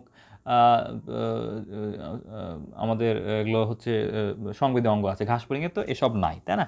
ঘাসফড়িংয়ের চোখ আছে, চোখ আছে বলতে পুঞ্জাক্ষী আছে। তারপরে আমাদের যেরকম কান আছে, ওদেরও কান আছে, কিন্তু আমাদের কানটা মাথায় থাকে, ওদের কানটা থাকে উদরে প্রথম খণ্ডে। তারপরে আমাদের নাক আছে, ওদের কিন্তু নাক নাই। তাহলে নাকের কাজটা কে করবে? ওদের নাকের কাজটা করবে ফ্লাজেলাম। হ্যাঁ, মানে নাকের কাজটা করবে আর কি অ্যান্টেনার যে ফ্লাজেলা থাকে, স্কেপ পেডিলিস এবং ফ্লাজেলাম, 25 খণ্ডের ফ্লাজেলাম, সেটা ফ্লাজেলামটা মোটামুটি ওদের স্পর্শ এবং গন্ধের কাজটা করে। তো যাই হোক, এদের বিভিন্ন সংবেদী অঙ্গ আছে। যেসব গ্রাহক অঙ্গের মাধ্যমে পরিবেশ থেকে, মানে যেসব রিসেপ্টর অঙ্গ, সেগুলো পরিবেশ থেকে প্রাণীদেহে আগত বিশেষ উদ্দীপনা, স্পর্শ, ঘ্রাণ, স্বাদ, শব্দ, চাপ, তাপ, আলো তীব্রতা ইত্যাদি গৃহীত হয়ে কেন্দ্রীয় স্নায়ুতন্ত্রে প্রেরিত হয় এবং উপযুক্ত প্রতিবেদন সৃষ্টি করে, তাকে বলা হয় সংবেদী অঙ্গ বা জ্ঞানেন্দ্রিয়, তাই না? বডির হচ্ছে সব কিছু বুঝতে পারে, মানে উদ্দীপনাগুলো বুঝতে পারে, সেন্সরি অর্গান আর কি। তো স্পর্শেন্দ্রিয় ঘাসফড়িং কিসের মাধ্যমে স্পর্শটা বুঝতে পারবে? ঘাসফড়িংয়ের দেহের বিভিন্ন অঙ্গে ছোট ছোট রোম আছে এবং ব্রিসল আছে। যেমন আমরা জানি যে ম্যাক্সিলারি পাল্প, ল্যাবিয়াল পাল্প, এগুলোতে রোম থাকে, ব্রিসল থাকে। এগুলো স্পর্শের অনুভূতি দেয়। স্পর্শেন্দ্রিয় হিসেবে কাজ করে। রোমগুলো শুং, পাল্প, সার্কি এবং পায়ের দূরবর্তী খণ্ডাংশে ডিসটাল সেগমেন্টে এগুলো থাকে। এরা স্পর্শের মাধ্যমে অনুভূতি সংগ্রহ করে। এরপর হচ্ছে ঘ্রাণেন্দ্রিয়। এরা গন্ধ বুঝতে পারে কীভাবে? ঘাসফড়িংয়ের মাথার সামনে কি আছে? শুং বা অ্যান্টেনা আছে। এই শুং বা অ্যান্টেনা দিয়ে এরা স্পর্শ বুঝতে পারে সামান্য, আবার ঘ্রাণও বুঝতে পারে। শুঙ্গে বিদ্যমান রোমকোষ গন্ধ ও সৌরভ সংগ্রহের অঙ্গ হিসেবে কাজ করে। শুং এদিক ওদিকে নড়াচড়া করে খাদ্য নির্বাচন এবং সংগ্রহের প্রয়োজন অনুভব করে। বুঝতে পারে যে এটা আমার প্রিয় খাবার, এটা খেতে হবে। এরপর হচ্ছে স্বাদেন্দ্রিয়। এরা স্বাদ কীভাবে বোঝে? ঘাসফড়িংয়ের খুব সহজে খাদ্যবস্তুর স্বাদ নিতে পারে। এদের স্বাদ ক্ষমতা বেশ প্রখর। এদের স্বাদ গ্রহণ ক্ষমতা বেশ প্রখর। স্বাদেন্দ্রিয় অঙ্গ প্রধানত মুখভাঙ্গে থাকবে। কোথায়? মুখভাঙ্গে ওই যে ম্যাক্সিলারি পাল্প, ল্যাবিয়াল পাল্প আছে সেগুলো। ম্যাক্সিলারি পাল্প, ল্যাবিয়াল পাল্পে অবস্থিত রোমের মাধ্যমে খাদ্যবস্তুর স্বাদ বুঝতে পারে। দর্শনেন্দ্রিয় কিসের মাধ্যমে দেখে ঘাসফড়িং? ওসেলির মাধ্যমে বা সরলাখি, 3টা সরলাখি আর 2টা পুঞ্জাক্ষী, এটার মাধ্যমে ঘাসফড়িং দেখে। দর্শনাঙ্গ হিসেবে ওসেলি পুঞ্জাক্ষী উভয়ই উপস্থিত থাকে। ওসেলির সাহায্যে ঘাসফড়িং কী বুঝে? ঘাসফড়িং বুঝে আলোর তীব্রতার পরিবর্তন। একবারে সকালে আলোর তীব্রতা একটু কম, দুপুরে আস্তে আস্তে আলোর তীব্রতা বেশি, দুপুরের পরে আস্তে আস্তে আলোর তীব্রতা আবার কমবে, রাতে আলোর তীব্রতা থাকবে না। এই যে আলোর তীব্রতার পরিবর্তন, এটা বুঝবে ওসেলি। হ্যাঁ, আর পুঞ্জাক্ষীর মাধ্যমে ঘাসফড়িং একটা দর্শনীয় বস্তু বা একটা বস্তুর প্রতিবিম্ব দেখবে। আচ্ছা, শ্রবণেন্দ্রিয়। ঘাসফড়িং কিসের মাধ্যমে শোনে? আমরা যেরকম টিম্প্যানিক পর্দার মাধ্যমে শুনি বা টিম্প্যানের মাধ্যমে শুনি, ঘাসফড়িংও টিম্প্যানাম বা টিম্প্যানিক পর্দার মাধ্যমে শ্রবণ করবে। কিন্তু আমাদের টিম্প্যানিক পর্দাটা থাকে কানের মধ্যে, যেটা মস্তকের ভিতরে থাকে। ওদের টিম্প্যানিক পর্দাটা থাকবে হচ্ছে উদরে। এটা একটু পার্থক্য। প্রথম উদরীয় খণ্ডকের প্রতিপাশে একটি করে ডিম্বাকার টিম্প্যানিক পর্দা রয়েছে, যা শ্রবণের জন্য ব্যবহৃত শ্রবণথলি বা টিম্প্যানামকে ঢেকে রাখে। এছাড়া পায়োসার্কিতে অবস্থিত রোমও শ্রবণ অনুভূতি স্নায়ুর মাধ্যমে মস্তিষ্কে প্রেরণ করে। এছাড়াও পুরুষের ক্ষেত্রে অ্যানাল সার্কি আছে দশম খণ্ডকে। সেই অ্যানাল সার্কিটা মানে উদরের দশম খণ্ডকে, সেই অ্যানাল সার্কির কিছু রোম থাকে। এই রোমটাও শ্রবণ অনুভূতি জাগায়, মানে শব্দ শুনতে পারে। আচ্ছা, ঘাসফড়িংয়ের পুঞ্জাক্ষী। ঘাসফড়িংয়ের দর্শনাঙ্গ, দর্শনেন্দ্রিয় বা পুঞ্জাক্ষীতে কী কী অংশ থাকে এটা নিয়ে আমরা পড়ব। পুঞ্জাক্ষীতে কী কী অংশ থাকে, পুঞ্জাক্ষীর গঠন কী, পুঞ্জাক্ষীতে দর্শন কৌশল কেমন। ঘাসফড়িংয়ের মাথার পৃষ্ঠভাগের উভয় পাশে একটি বড় বৃন্তহীন বৃক্কাকার উত্তল কালো অংশের অংশকে বলা হয় পুঞ্জাক্ষী। প্রত্যেক পুঞ্জাক্ষীতে কতগুলা ওমাটিডিয়াম থাকে? প্রায় 2000। প্রজাতিভেদে আরও সংখ্যা বেশি হতে পারে। প্রায় 2000 ওমাটিডিয়াম থাকে। ওমাটিডিয়ামগুলো দেখতে কেমন? ওই যে বেঞ্জিনের মতো, মানে ষড়ভুজাকার ওমাটিডিয়া নিয়ে গঠিত। প্রতিটি ওমাটিডিয়ামে এক বচনে ওমাটিডিয়াম, বহু বচনে ওমাটিডিয়া এক একটি দর্শন একক হিসেবে কাজ করে। সমগ্র পুঞ্জাক্ষীর উপরিভাগে স্বচ্ছ কিউটিকল আবৃত থাকবে। পুঞ্জাক্ষীতে অবস্থিত প্রতিটি ওমাটিডিয়ামের গঠন এবং প্রত্যেকের গঠন কার্যপদ্ধতি অভিন্ন ধরনের। প্রত্যেকের কাজ একই রকম, সবাই মোটামুটি একই রকম দেখতে। নিচে একটি ওমাটিডিয়ামের গঠন এবং যেহেতু সবাই একই রকম, কাজও একই রকম, তো একটা ওমাটিডিয়াম সম্পর্কে আমাদের পড়লেই মোটামুটি সবাইকে পড়া হবে, তাই না? তো এর বিভিন্ন অংশ আছে। একটা হচ্ছে কর্নিয়া আছে, কর্নিয়াজেন কোষ আছে, ক্রিস্টালাইন কোন কোষ আছে, ক্রিস্টালাইন কোন কোষ, ক্রিস্টালাইন কোন, কর্নিয়াজেন কোষ, কর্নিয়াজেন কোষ, ক্রিস্টালাইন কোন কোষ, আইরিশ রঞ্জক আবরণ, রেটিনুলার কোষ, র্যাবডোম, রেটিনাল রঞ্জক আবরণ, ভিত্তি পর্দা, স্নায়ু তন্তু। এই 10টা পার্ট আছে। আমাদের রেটিনাতেও কিন্তু 10টা লেয়ার থাকে। হ্যাঁ, তো এদের রেটিনা না, এদের ওমাটিডিয়ামে 10টা লেয়ার, 10টা পার্ট আর কি। প্রথমে হচ্ছে কর্নিয়া, সবার বাইরের দিকে যেটা, সেটা এই যে এটা হচ্ছে কর্নিয়া। এরপর হচ্ছে এই যে ট্রায়াঙ্গলের মতো, এটা হচ্ছে কর্নিয়াজেন কোষ। কর্নিয়াজেন কোষের পরে এই যে পিঙ্কিশ কালার যেটা দেখা যাচ্ছে, সেটা হচ্ছে ক্রিস্টালাইন কোন। ক্রিস্টালাইন কোনের পরে এই যে পাশে যেটা দেখা যাচ্ছে কালো কালারের, এটা হচ্ছে রঞ্জক আবরণ, পুরাটা রঞ্জক আবরণ। তো এই পাশটা কার রঞ্জক আবরণ? এটা হচ্ছে আইরিশের রঞ্জক আবরণ। আর এই পাশের অংশটা সেটা হচ্ছে রেটিনাল রঞ্জক আবরণ। রেটিনাকে ঘিরে রাখবে যাতে অতিরিক্ত কালার না আসে, আর এটা আইরিশকে ঘিরে রাখবে যাতে আইরিশে অতিরিক্ত আলো না ঢোকে। আচ্ছা, গেল। এরপরে হচ্ছে এই যে এই অংশটা কানের দুলের মতো যে ঝুলে আছে, এটা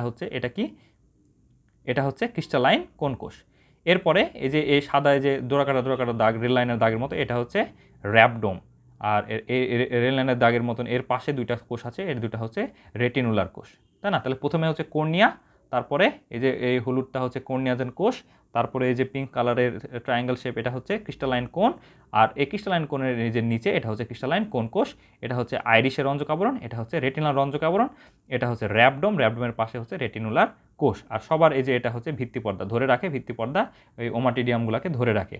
আর এই যে এটা যেটা এই যে এই র্যাবডোম এবং রেটিনুলার কোষ যেটা শেষ হয়ে স্নায়ু তন্তু তৈরি করছে। আচ্ছা, তাহলে আমরা পার্টগুলো আলাদাভাবে পড়ি। কর্নিয়া, এটি ওমাটিডিয়ামে সবার বাইরের দিকে থাকবে, বর্ণহীন, স্বচ্ছ, উত্তল এবং 6 কোণা কিউটিকল দিয়ে তৈরি। কয় কোণা কিউটিকল? 6 কোণা কিউটিকল দিয়ে আবরণী। এটি লেন্সের মতো কাজ করে। এটি আমাদের শরীরে আমাদের চোখে যে লেন্সটা আছে এটা অনেকটা ওই লেন্সের মতো কাজ করবে। এরপর হচ্ছে কর্নিয়াজেন কোষ। এই কর্নিয়ার পরে এই যে এটা হচ্ছে কর্নিয়াজেন কোষ, এই যে হলুদ কালার এটা কর্নিয়াজেন কোষ। এটি কর্নিয়ার নিচে একজোড়া চাপা এবং পাশাপাশি অবস্থিত কোষ, এদের ক্ষরণ থেকে কর্নিয়া সৃষ্টি হয়। তাহলে কর্নিয়াজেনের ক্ষরণ থেকে কর্নিয়া সৃষ্টি হলো। ক্রিস্টালাইন কোন কোষ, ক্রিস্টালাইন কোন কোষ এটা কি? এটা কর্নিয়ার কোষের নিচে, এই যে ক্রিস্টালাইন কোন, এটা হচ্ছে ক্রিস্টালাইন কোন পিঙ্কিশ কালার, আর এই যে হলুদ নীল কালার এটা হচ্ছে ক্রিস্টালাইন কোন কোষ, আর এটা হচ্ছে ক্রিস্টালাইন কোন। এই যে পিঙ্কিশ কালার এটা হচ্ছে ক্রিস্টালাইন কোন, আর এই যে নীল কালার এটা ক্রিস্টালাইন কোন কোষ। তো ক্রিস্টালাইন কোন কোষের সংখ্যা কত? 4টা। ক্রিস্টালাইন কোন কোষের সংখ্যা 4টা। এই যে এখানে 2টা দেখা যাচ্ছে, তার মানে এদের সংখ্যা কিন্তু 2টা না, এরা 7টা। এই যে রেটিনুলার কোষ 2টা দেখা যাচ্ছে, তার মানে এদের সংখ্যা কিন্তু 2টা না, এদের সংখ্যা হচ্ছে 7টা বা 8টা। এটা মনে রাখতে হবে। ক্রিস্টালাইন কোন কোষের সংখ্যা 4টি। এসব কোষের ক্ষরণ থেকে ক্রিস্টালাইন কোন গঠিত হয়। আর এই যে ক্রিস্টালাইন কোনটা কি? ক্রিস্টালাইন কোনটা কোথা থেকে তৈরি হচ্ছে? ক্রিস্টালাইন কোন কোষের ক্ষরণ থেকে ক্রিস্টালাইন কোন তৈরি হচ্ছে। ক্রিস্টালাইন কোনটা কি? এটি কোন কোষ দিয়ে পরিবেষ্টিত? কোন কোষ দিয়ে পরিবেষ্টিত? ক্রিস্টালাইন কোন কোষ দিয়ে পরিবেষ্টিত। আচ্ছা, এগুলোর মধ্যবর্তী স্থানে অবস্থিত একটা স্বচ্ছ মোচাকৃতির অঙ্গ থাকে। কোন কোষ থেকে নিঃসৃত পদার্থে ক্রিস্টালাইন কোন গঠিত হয়। তাহলে কোন কোষ মানে ক্রিস্টালাইন কোন কোষ থেকে কিছু পদার্থ গঠিত হয়ে কি তৈরি হবে? ক্রিস্টালাইন কোন তৈরি হবে। এটি প্রতিসরণশীল অঙ্গ হিসেবে কাজ করে এবং ওমাটিডিয়ামে আলো প্রবেশে সাহায্য করে। প্রতিসরণ করবে, আলোর প্রতিসরণ, চোখের কাজকে আলোর প্রতিসরণ করা, তাই না? এটি প্রতিসরণে সাহায্য করবে, আলোর প্রতিসরণে সাহায্য করবে। আমাদের চোখের মধ্যে 2টা গহ্বর থাকে, একটা হচ্ছে অ্যাকুয়াস হিউমার, একটা vitreous humour. Aqueous humour, vitreous humour যে কাজ করে, এদের এই ক্রিস্টালাইন কোনটাও একই কাজ করে, প্রতিসরণশীল মাধ্যম হিসেবে কাজ করবে, বা রিফ্র্যাক্টিভ মাধ্যম, রিফ্র্যাক্টিভ মিডিয়া হিসাবে কাজ করবে। আইরিশ রঞ্জক আবরণী, এই যে এটা হচ্ছে, এই যে আইরিশকে ঘিরে রাখে, এটা হচ্ছে আইরিশ রঞ্জক আবরণ। নিচেরটা হচ্ছে রেটিনাকে ঘিরে রাখে, রেটিনার রঞ্জক আবরণ। রেটিনা ঠিক না, মানে ওই যে র্যাবডোমকে ঘিরে রাখে, র্যাবডোম এবং রেটিনুলার কোষকে ঘিরে রাখে, যেন রেটিনাল রঞ্জক আবরণ। আচ্ছা, আইরিশ রঞ্জক আবরণটা কি? এগুলো দীর্ঘ রঙিন কালো কালারের কণিকা বহন করে, এই জন্য রঙিন কালো কালার, এবং কোন কোষগুলোকে ঘিরে রাখে। তীব্র আলোতে এই আবরণ প্রসারিত হয়ে কোন কোষগুলোকে সম্পূর্ণ আবৃত করে, যেন অতিরিক্ত আলো না ঢোকে, এবং মৃদু আলো যখন আলো কম তখন এটা খুলে যায়, যাতে কম আলোতে আলো একটু বেশি যেন ঢোকে, আংশিক উন্মুক্ত রাখে।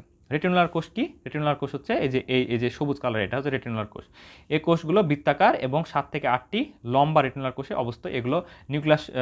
এগুলোর নিউক্লিয়াস কোন কোষ সংলগ্ন প্রান্তে অবস্থিত। এসব কোষ একদিকে কোন কোষের সাথে যুক্ত থাকে, একদিকে কোন কোষের সাথে, আর অন্যদিকে স্নায়ুতন্তুর সাথে যুক্ত থাকে।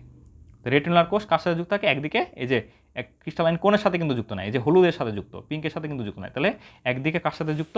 একদিকে যুক্ত হচ্ছে ক্রিস্টালাইন কোন কোষ, আর আরেকদিকে যুক্ত কার সাথে? স্নায়ু তন্তুর সাথে। এটাই বলছে, এসব কোষ একদিকে কোন কোষের সাথে, অন্যদিকে স্নায়ুতন্তুর সাথে যুক্ত থাকে। এসব কোষের ক্ষরণ থেকে র্যাবডোম গঠিত হয়। এই যে রেটিনুলার কোষের ক্ষরণ থেকে কি তৈরি হবে? র্যাবডোম তৈরি হবে। তাছাড়া এগুলো আলোক সংবেদীয় বটে। এগুলো আমাদের রেটিনা যেরকম আলোক সংবেদী, এদের এই রেটিনুলার কোষটা আলোক সংবেদী। আচ্ছা, র্যাবডোমটা কি? ক্রিস্টালাইন কোণের নিচে অবস্থিত স্বচ্ছ প্রলম্বিত এই অংশটি অনুপ্রস্থভাবে রেখান্বিত, এই যে অনুপ্রস্থভাবে রেল লাইনের মতো রেখান্বিত, ঘিরে অবস্থিত রেটিনুলার কোষগুলো ক্ষরণ থেকে র্যাবডোম গঠিত হয় এবং পুষ্ট হয়, এর মাধ্যমে আলো গৃহীত হয়। তাহলে আলোকে গ্রহণ করে, খুবই একটা ইম্পর্টেন্ট প্রশ্ন, আলো গ্রহণ করে হচ্ছে র্যাবডোম। আচ্ছা, এরপরে রেটিনাল রঞ্জক আবরণ। এই যে রেটিনাল রঞ্জক আবরণ, এর কাজ কি? রেটিনাল কোষ, এর অতিরিক্ত আলো হলে এই যে আইরিশ রঞ্জক আবরণের মতো রেটিনাল রঞ্জক আবরণও এটা ঘিরে দিবে, প্রসারিত হয়ে ঘিরে দিবে। আর আলো যখন কম হবে তখন এই আইরিশ রঞ্জক আবরণের মতো রেটিনাল রঞ্জক আবরণও সংকুচিত হয়ে আলো বেশি ঢুকতে দিবে। একই জিনিস। তাহলে এই রেটিনাল কোষগুলো ঘিরে রঞ্জকময় কোষে গঠিত কালো পর্দার একটি আবরণ, এটি প্রত্যেক ওমাটিডিয়ামকে পরস্পরকে পৃথক করে রাখবে। এই পর্দায় রঞ্জক পদার্থ আলোর তীব্রতার উপর নির্ভর করে বিভিন্ন দিকে সঞ্চালিত হতে পারে। ভিত্তিপর্দা সবাইকে ধরে রাখবে। ওমাটিডিয়ামগুলো যার উপরে সজ্জিত থাকবে সেটা হচ্ছে ভিত্তিপর্দা। যে ওমাটিডিয়াম যে পাতলা পর্দার উপর অবস্থান করে তার নাম হচ্ছে ভিত্তিপর্দা, এটি ওমাটিডিয়ামকে ধারণ করে। এরপরে হচ্ছে স্নায়ুতন্তু। সবার নিচের অংশটা স্নায়ুতন্তু। এটি প্রতিটি রেটিনুলার কোষ থেকে স্নায়ুতন্তু বেরিয়ে অপটিক স্নায়ুর সাথে যুক্ত থাকে। এসব স্নায়ু ওমাটিডিয়ামের মাধ্যমে গৃহীত প্রতিবিম্ব মস্তিষ্কে প্রেরণ করবে। আচ্ছা, মানুষের পুঞ্জাক্ষী না, ঘাসফড়িংয়ের পুঞ্জাক্ষী এবং সরলাক্ষীর মধ্যে পার্থক্য কী? পুঞ্জাক্ষীর সংখ্যা অনেক বেশি। হ্যাঁ, পুঞ্জাক্ষীর সংখ্যা অনেক বেশি না, পুঞ্জাক্ষীতে ওমাটিডিয়ামের সংখ্যা অনেক বেশি। পুঞ্জাক্ষী 2টা আর আর ওসেলি 3টা। ওসেলি পুঞ্জাক্ষী হচ্ছে জটিল অস্থি, জটিল চোখ, আর ওসেলি হচ্ছে সরল চোখ, তাই না? তো পুঞ্জাক্ষী হচ্ছে আর্থ্রোপড প্রাণীদের মাথার পৃষ্ঠে এবং পার্শ্ব দিকে থাকবে, এটাতে কোনো বোটা থাকবে না। যদিও সরলাক্ষী বা ওসেলিতেও বোটা থাকবে না। সরলাক্ষী কি? এটা হচ্ছে মেরুদণ্ডী প্রাণীদের মাথার দুপাশে কোটরের ভিতরে থাকবে, সেটা হচ্ছে সরলাক্ষী। তো ঘাসফড়িংয়ের পুঞ্জাক্ষীও থাকে, সরলাক্ষীও থাকে। তো সরলাক্ষী সাধারণত মেরুদণ্ডী প্রাণীদের থাকে। আচ্ছা, পুঞ্জাক্ষী গোল এবং বৃক্কাকার দুই রকম হতে পারে। অসংখ্য ওমাটিডিয়াম বা বহুবচনে ওমাটিডিয়া একক নিয়ে গঠিত। আর সরলাক্ষী কেমন? এগুলো প্রায় গোল। সরলাক্ষী নিজে এক একটি একক।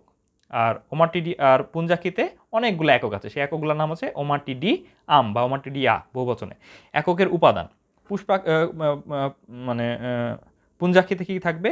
পুঞ্জাক্ষীতে কর্নিয়া থাকবে, কর্নিয়াজেন কোষ থাকবে, কর্নিয়াজেন কোন কোষ, তারপর ক্রিস্টালাইন কোন কোষ, কর্নিয়া থাকবে, কর্নিয়াজেন কোষ থাকবে, তারপর হচ্ছে ক্রিস্টালাইন কোন থাকবে, ক্রিস্টালাইন কোন কোষ থাকবে, আইরিশ আবরণী রঞ্জক আবরণী থাকবে, রেটিনাল রঞ্জক আবরণী থাকবে, র্যাবডোম থাকবে, স্নায়ুতন্তু থাকবে, ভিত্তিপর্দা থাকবে, তাই না?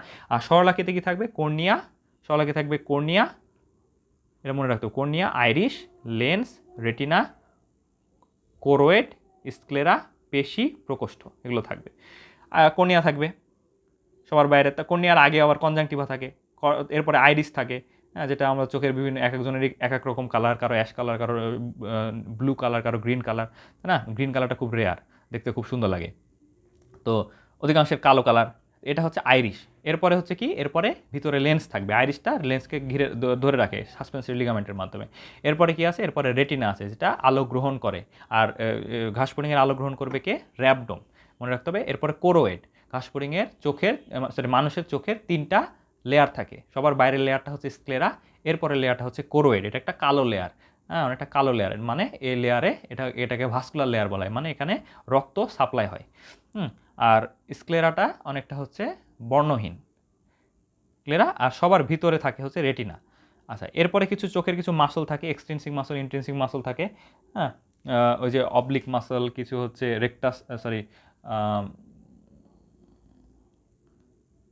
লিভেটর পালপেব্রিস সুপিরিয়রিস, আর 4টা অবলিক, 4টা রেক্টাস, 2টা অবলিক, আচ্ছা হচ্ছে 4টা রেক্টাস, 2টা অবলিক, আর হচ্ছে লিভেটর পালপেব্রিস সুপিরিয়রিস।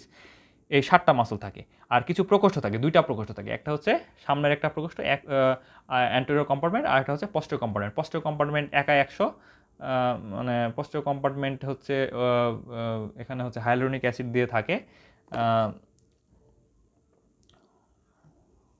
আর সামনের কম্পার্টমেন্টকে বলা হয় অ্যাকুয়াস হিউমার, পস্টেরিয়র কম্পার্টমেন্টকে বলা হয় ভিট্রিয়াস হিউমার। তো 2টা কম্পার্টমেন্ট থাকে। আচ্ছা, যাই হোক, আচ্ছা তাহলে এটা থাকে। আচ্ছা, আইরিশ আবরণী অসংখ্য। পুষ্পাক্ষীতে আইরিশ আবরণী অনেকগুলো থাকবে এবং লম্বা হবে, আর সরলাক্ষীতে একটা থাকবে এবং গোল হবে।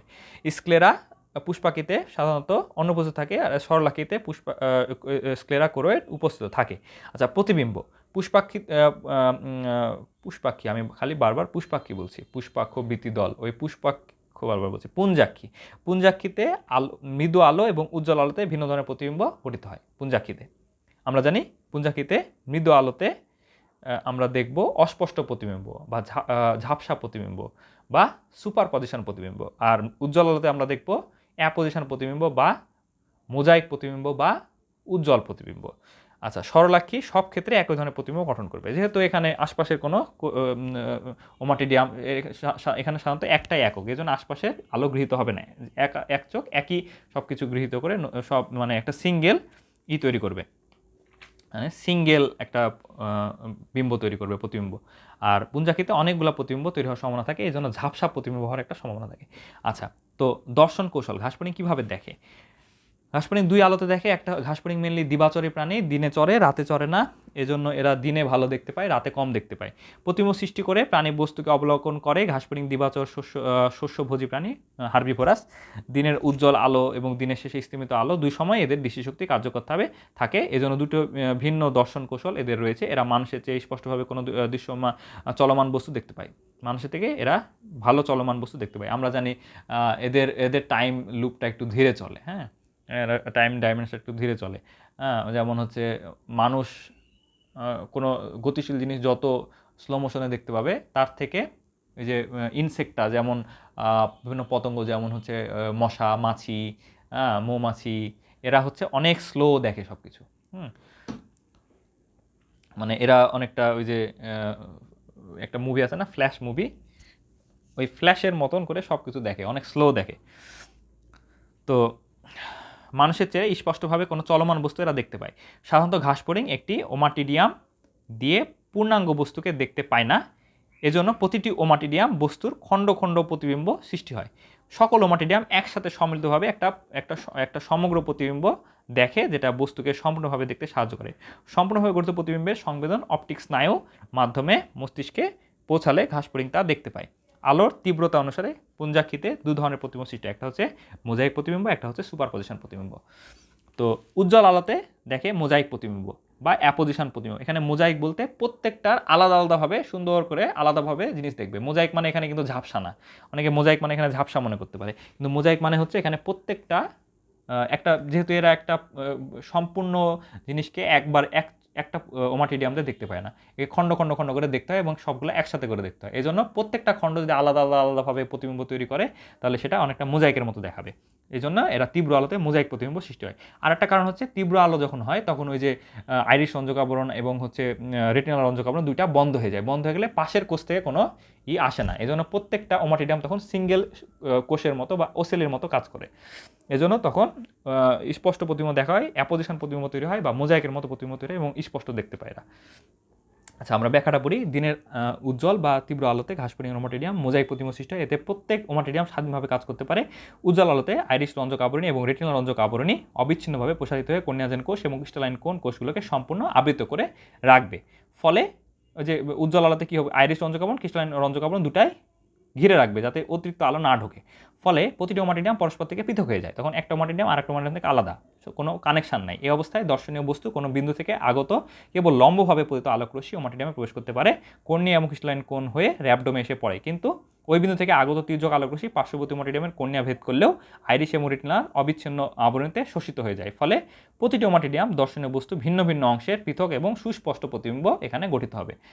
সকল ওমাটিডিয়ামের এসব খণ্ডিত প্রতিবিম্ব একত্রিত হলে ঘাসফড়িং বস্তুকে একটা স্পষ্ট একটা পুরা বস্তুকে তখন খণ্ড খণ্ড খণ্ড খণ্ড পুরা অংশটা তখন পুরাটা একসাথে দেখতে পায়, অনেকগুলো খণ্ড মিলে একটা অংশ দেখতে পায়। সেটা অনেকটা মোজাইকের মতো বিন্দু বিন্দু করে পুরো প্রতিবিম্বটি গঠিত হয়। এই ধরনের প্রতিবিম্বকে বলা হয় মোজাইক প্রতিবিম্ব। এটি একটি একটি করে বহু প্রতিবিম্বের সমন্বয়ে পূর্ণাঙ্গ প্রতিবিম্ব তৈরি হয়। এ ধরনের প্রতিবিম্বকে বলা হয় অ্যাপোজিশন প্রতিবিম্ব বলা হয়ে থাকে বা মোজাইক প্রতিবিম্ব বলা হয়ে থাকে। অনুজ্জ্বল আলোতে বা স্তিমিলিত আলোতে ঘাসফড়িং দেখবে সুপার পজিশন। এখানে সুপার পজিশন মানে কিন্তু আবার মনে করা যাবে না যে খুব ভালো স্পষ্ট দেখে। হ্যাঁ, সুপার পজিশন মানে অনেকগুলা, মানে পজিশন ঠিক মতো বুঝতে পারছে না, অনেকগুলা প্রতিবিম্ব এক জিনিসের উপরে পড়েছে। মনে করি আমাদের ঘরে একটা খাট আছে, একটা টেবিল আছে। হ্যাঁ, এখন খাট টেবিল আলাদা আলাদা করে না দেখে খাট টেবিল একসাথে দুইটা বিম্ব এক জায়গাতে তৈরি হয়েছে। এ আর বি দুইটা রেখা, এ আর বি দুই বিন্দুর মধ্যেই খাটও পড়েছে, এ বি দুই বিন্দুর মধ্যে চেয়ারও পড়ছে বা টেবিলও পড়ছে। তাহলে দুইটা টেবিল আর খাটকে আমি একসাথে দেখলে কি একটা ঝাপসার প্রতিবিম্ব তৈরি হবে না? এদের ক্ষেত্রে অনুজ্জ্বল প্রতিবিম্বর ক্ষেত্রে অনেকটা এরকমই হয়। কেন? কারণ স্তিমিত আলোতে কি হয়, স্তিমিত আলোতে ওই যে আইরিশ রঞ্জক আবরণ আর রেটিনাল রঞ্জক আবরণ দুইটা খুলে যায়, সংকুচিত হয়ে খুলে যায়। খুলে গেলে কি হবে, পাশের ওমাটিডিয়াম থেকেও আলো আসবে, এই ওমাটিডিয়াম থেকে আলো আসবে, ডান পাশের ওমাটিডিয়াম থেকে আলো আসবে, বাম পাশের ওমাটিডিয়াম থেকে আলো আসবে, আর নিজের ওমাটিডিয়ামতে আলো পাবেই। তাহলে তিনটা বিম্ব একসাথে গঠিত হবে, এই জন্য তখন এটা ঝাপসা প্রতিবিম্ব তৈরি হবে, একটা অস্পষ্ট প্রতিবিম্ব তৈরি হবে। সাধারণত বিকালে, সন্ধ্যায় বা রাতে বা এবং অর্থাৎ অনুজ্জ্বল আলোতে ঘাসফড়িংয়ের ওমাটিডিয়ামে সুপারপজিশন প্রতিবিম্ব সাধারণত তৈরি হয় রাতের বেলা যখন আলো কম। অনুজ্জ্বল বা স্তিমিত আলোতে ওমাটিডিয়ামের আইরিশ রঞ্জক আবরণী কর্নিয়ার দিকে এবং রেটিনাল রঞ্জক আবরণী ভিত্তিপথের দিকে সংকুচিত হয়ে যাবে, ফলে পুরো ওমাটিডিয়াম একটি এবং অর্থাৎ ক্রিস্টালাইন কোন কোষ, র্যাবডম এগুলো সব অনাবৃত হয়ে যাবে। এই সময় দর্শনীয় বস্তু থেকে সরাসরি আসা আলোকরশ্মি সোজাসুজি কর্নিয়াতে ক্রিস্টালাইন কোন হয়ে র্যাবডমে পৌঁছাবে। আবার দর্শন মানে লম্বালম্বী যে আলোকরশ্মিটা আছে সেটা বিভিন্ন মাধ্যম হয়ে এই যে রিফ্র্যাক্টরি মাধ্যম হয়ে র্যাবডমে চলে যাচ্ছে। আবার দর্শনীয় বস্তু তির্যকভাবে আসা আলোকরশ্মি ওমাটিডিয়ামের কর্নিয়ার মাধ্যমে প্রবেশ করে পাশের ওমাটিডিয়ামে র্যাবডমে এসে পড়ে, তাহলে নিজেরটা পাচ্ছে পাশেরটাও পাবে। রঞ্জক আবরণী দুটির বাধা না থাকায় আইরিশ রঞ্জক আবরণ আর রেটিনাল রঞ্জক আবরণ, আইরিশ রঞ্জক আবরণ রেটিনাল রঞ্জক দুটা খোলা আছে, এই জন্য বাধা পাবে না, আলোকরশ্মি এই ধরনের চলাচল সম্ভব হবে। ফলে একটি ওমাটিডিয়ামে একাধিক দিক থেকে আসা আলোকরশ্মি দিয়ে একের উপর আরেকটি এভাবে একাধিক প্রতিবিম্ব পড়বে, এমনভাবে পড়বে একাধিক প্রতিবিম্ব তৈরি হবে, ফলে সম্পূর্ণ বস্তুটি একটি অস্পষ্ট এবং ঝাপসা প্রতিবিম্ব তৈরি হবে। একটির উপর আরেকটি প্রতিবিম্ব পড়ার ফলে সম্পূর্ণ প্রতিবিম্ব সৃষ্টি হওয়ার একটির উপর আরেকটা প্রতিবিম্ব তৈরি একটা যে হিজিবিজি একটা প্রতিবিম্ব তৈরি হবে সেটাকে বলা হয় সুপারপজিশন প্রতিবিম্ব। তাহলে সুপারপজিশন প্রতিবিম্ব এবং অ্যাপোজিশন প্রতিবিম্ব বা মোজাইক প্রতিবিম্বের মধ্যে পার্থক্য কি?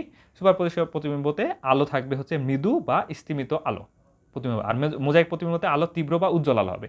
সুপারপজিশন প্রতিবিম্বতে নিজের ওমাটিডিয়াম ছাড়াও পাশের ওমাটিডিয়াম থেকেও আলোকরশ্মি পাবে। রেটিনাল রঞ্জক আবরণ এবং আইরিশ রঞ্জক আবরণ দুটাই সংকুচিত হয়ে একটা ওপেন একটা এরিয়া তৈরি করবে, যেখান থেকে পাশের কোষ থেকে পাশের ওমাটিডিয়াম থেকে আলো পাবে। আর মোজাইক প্রতিবিম্বতে এখানে তীব্র আলো, তাহলে রেটিনাল এবং আইরিশ রঞ্জক আবরণ প্রসারিত হয়ে বন্ধ করে দেবে যাতে অতিরিক্ত আলো না ঢোকে আলোকরশ্মি। এখানে সুপারপজিশন প্রতিবিম্বতে তির্যক এবং উল্লম্বিক উভয় আলোকরশ্মি ওমাটিডিয়ামে প্রতিবিম্ব গঠন করবে, আর মোজাইকে শুধু উল্লম্বিক আলোকরশ্মি প্রতিবিম্ব ওমাটিডিয়ামে প্রতিবিম্ব গঠন করবে, এই জন্য স্পষ্ট পাওয়া যায়। আচ্ছা, সুপারপজিশন কি? বস্তুর সম্পূর্ণ অংশের অস্পষ্ট সামগ্রিক এবং ঝাপসা প্রতিবিম্ব এখানে তৈরি হবে, আর মোজাইকে কি হবে? ভিন্ন ভিন্ন অংশের পৃথক এবং সুস্পষ্ট প্রতিবিম্ব এখানে গঠিত হবে। আচ্ছা, ঘাসফড়িংয়ের এখন আমরা প্রজননতন্ত্র পড়বো, তাই না? ঘাসফড়িংয়ের প্রজননতন্ত্র কি? প্রজননতন্ত্র যেটা হচ্ছে শুক্রাণু বা ডিম্বাণু তৈরি করে সেটাই প্রজননতন্ত্র, তাই না? ঘাসফড়িং মানে প্রজননের উদ্দেশ্যে মানে নতুন বংশধর সৃষ্টির উদ্দেশ্যে। জননটা কি আবার?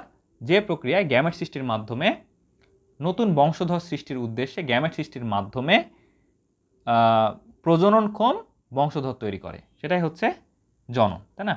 তাহলে প্রজননতন্ত্র ঘাসফড়িং হচ্ছে একলিঙ্গ প্রাণী, মানে স্ত্রী পুরুষ আলাদা, এদের যৌনদ্বিরূপতা নেই, যৌনদ্বিরূপতা স্পষ্ট, মানে সেক্সুয়াল ডায়ামরফিজম স্পষ্ট, পুরুষ স্ত্রী আলাদা। একটি পুরুষ স্ত্রী ঘাসফড়িং বাইরে থেকে দেখে খুব সহজে চেনা যাবে, কারণ স্ত্রী ঘাসফড়িংটা সাইজে একটু বড় হবে, এদের পাগুলা বড় হবে, হ্যাঁ, আর পুরুষ ঘাসফড়িংটা একটু সাইজে ছোট হবে, এর পাগুলা ছোট হবে।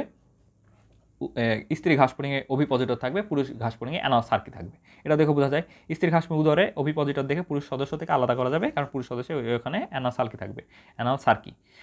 নিচে পুরুষ ঘাসফড়িংয়ের পুরুষ স্ত্রী প্রজননের সময় আলোচনা করা হলো। পুরুষ প্রজননতন্ত্রে কী কী থাকবে? ঘাসফড়িংয়ের পুং পর্যন্ত এক জোড়া করে শুক্রাশয় থাকবে, এক জোড়া এই যে শুক্রাশয়, এখানে যদি দেখা যাচ্ছে একটা শুক্রাশয়, কিন্তু আসলে দুইটা শুক্রাশয় থাকে। হ্যাঁ, ঘাসফড়িংয়ে শুক্রাশয় থাকবে এক জোড়া, এটা ভুল করা যাবে না, এক জোড়া শুক্রাশয়। শুক্রনালী, এই যে শুক্রনালী বা ভাস ডিফারেন্স, শুক্রনালীকে বলা হয় ভাস ডিফারেন্স বা প্রক্ষেপণ নালী। এছাড়াও থাকবে হচ্ছে সহায়ক নালী, এই যে এটা হচ্ছে সহায়ক নালী। এরপরে থাকবে সেমিনাল ভেসিকল, একটি করে ক্ষেপণ নালী বা প্রক্ষেপণ নালী। ভাস ডিফারেন্স মানে আমি ভুল বলছি, ভাস ডিফারেন্স মানে শুক্রনালী, শুক্রাণু এই যে শুক্রাশয় থেকে যেটা বহন করে নিয়ে আসবে সেটা ভাস ডিফারেন্স। আর ক্ষেপণ নালী এই যে এটা, ক্ষেপণ নালী বা প্রক্ষেপণ নালী। ক্ষেপণালী হচ্ছে এই যে এটা ক্ষেপণালী, এবং পুরুষাঙ্গ নিয়ে গঠিত। শুক্রাশয় পুরুষ প্রজননতন্ত্রের মুখ্য অঙ্গ। তৃতীয়, চতুর্থ, পঞ্চম উদরীয় খণ্ডকের অন্তের উপরে একটি করে মিডিয়ান লিগামেন্ট। তাহলে শুক্রাশয়কে নিজের পজিশনে ধরে রাখে কে? এই যে এটা মিডিয়ান লিগামেন্ট। তাহলে স্ত্রীর ডিম্বাশয়কে ধরে রাখে কে? ওটাও মিডিয়ান লিগামেন্টই ধরে রাখে। তো দুই ক্ষেত্রে শুক্রাশয় ডিম্বাশয় দুটাকে মিডিয়ান লিগামেন্ট পৃষ্ঠীয় প্রাচীরের সাথে শুক্রাশয়কে যুক্ত করে রাখে। প্রত্যেক শুক্রাশয় কতগুলো ক্ষুদ্র এই যে পুরা শুক্রাশয়টা কতগুলো ছোট ছোট ফলিকল দিয়ে তৈরি। এই ফলিকলের মধ্যে কি তৈরি হয়? শুক্রাণু তৈরি হয়। ফলিকলের মধ্যে উৎপন্ন শুক্রাণু সূক্ষ্ম নালিকার বা ভাস ডিফারেন্সের মাধ্যমে লম্বা শুক্রনালী বা ভাস ডিফারেন্সে প্রবেশ করে। সূক্ষ্ম নালিকা মানে ফলিকলের মধ্যে যে শুক্রাণু তৈরি হলো সেটা কোথা দিয়ে কিসের মাধ্যমে যে ভাস ডিফারেন্সে আসবে? ভাস ডিফারেন্সে আসবে হচ্ছে ভাসা ইনফারেন্সিয়া, এটা হচ্ছে সূক্ষ্ম নালিকা। ভাসা ইনফারেন্সিয়ার মাধ্যমে কোথায় আসবে? শুক্রনালিকা আসবে বা ভাস ডিফারেন্স আসবে, এটা মনে রাখতে হবে। ভাসা ইনফারেন্সিয়া হয়ে এই ফলিকল হয়ে শুক্রাণুটা আসবে ভাসা ইনফারেন্সিয়া, এবং ভাসা ইনফারেন্সিয়া হয় কোথায় আসবে? শুক্রনালী বা ভাস ডিফারেন্সে প্রবেশ করবে। এরপর নবম উদরীয় খণ্ডকে দুপাশে দুটি ভাসা ডিফারেন্সিয়া মিলিত হয়ে দুটি ক্ষেপণনালী তৈরি করবে। এই ভাস ডিফারেন্স দুটা মিলিত হয়ে ক্ষেপণনালী একসাথে মিলিত হয়ে ক্ষেপণনালী বা ইজাকুলেটরি ডাক্ট গঠন করবে। পুরুষাঙ্গে অবস্থিত ছিদ্রের মাধ্যমে বাইরে উন্মুক্ত হয় এক জোড়া সহায়ক গ্রন্থি এখানে থাকে। ক্ষেপণালীতে উন্মুক্ত তরল পদার্থ ক্ষরণ করে এ তরলে শুক্রাণু নিমজ্জিত থাকে, সহায়ক গ্রন্থির সঙ্গে পেঁচানো লম্বা সেমিনাল ভেসিকলে যুক্ত থাকে। আচ্ছা, স্ত্রী জননাঙ্গতে কি থাকে? স্ত্রী জননাঙ্গতে এখানে থাকে হচ্ছে ডিম্বাশয়, ডিম্বাশয় থাকে অনেকগুলো, ডিম্বাশয় থাকে, ডিম্বনালিকা থাকে। স্ত্রীর ডিম্বাশয় কয়টা থাকে? এ পাশে একটা, এ পাশে একটা, এদেরও দুইটা ডিম্বাশয় থাকে। তাহলে যেখানে দেখা যাচ্ছে অনেকগুলো ডিম্বাশয়, একটা, দুটা, তিনটা, চারটা, পাঁচটা, ছয়টা, সাতটা, আটটা, নয়টা, এরকম অনেকগুলো ডিম্বাশয় দেখা যাচ্ছে, এটা আসলে মানে একটা, দুইটা, তিনটা, চারটা, পাঁচটা, ছয়টা, সাতটা, আসলে সাতটা থাকবে, সাতটা থাকবে আর কি। যাই হোক, অনেকগুলা ছোট ছোট খণ্ডকে বিভক্ত। তাহলে এটা হচ্ছে ডিম্বাশয়, তাই না? পুরাটা হচ্ছে ডিম্বাশয়, পুরাটা ডিম্বাশয়, ছোট ছোট যেগুলা সেটা হচ্ছে অনুডিম্বাশয়।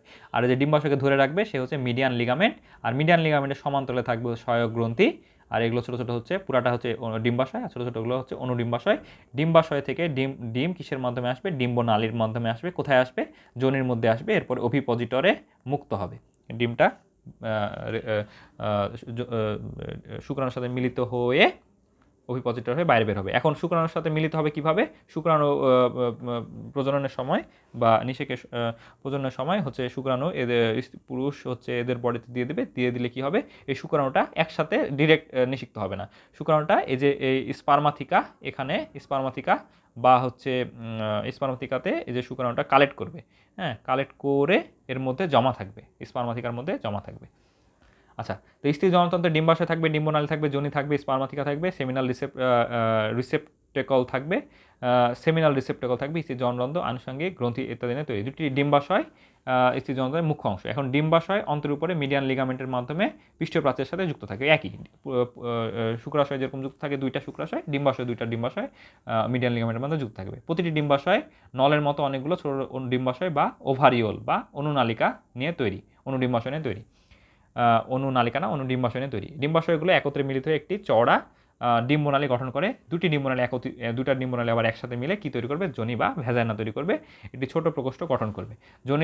যোনির দেহে সপ্তম উদরীয় খণ্ডে থাকবে। যোনি কোথায় থাকবে? সপ্তম উদরীয় খণ্ডে থাকবে। পেশিবহুল প্রকোষ্ঠ যা অভিপজিটর এর দুটি অংশের মাঝে অবস্থিত। এটি অভিপজিটর হয়ে জননচ্ছিদের মাধ্যমে বাইরে উন্মুক্ত হয়। যোনিতে একজোড়া ডিম্বনালী ছাড়াও একটি কুণ্ডলীকৃত কি থাকবে? স্পার্মাথিকা নালী, স্পার্মাথিকা নালী বা শুক্রাণু নালী আর কি। তো স্ত্রী প্রজননতন্ত্রে শুক্রাণু নালী থাকবে বা স্পার্মাথিকা নালী থাকবে, এটা যেন ভুল না হয়, এটা ভুল করা যাবে না। এর কুণ্ডলীকৃত নালীর শেষ প্রান্তে একটি থলির মতো স্পার্মাথিকা থাকে।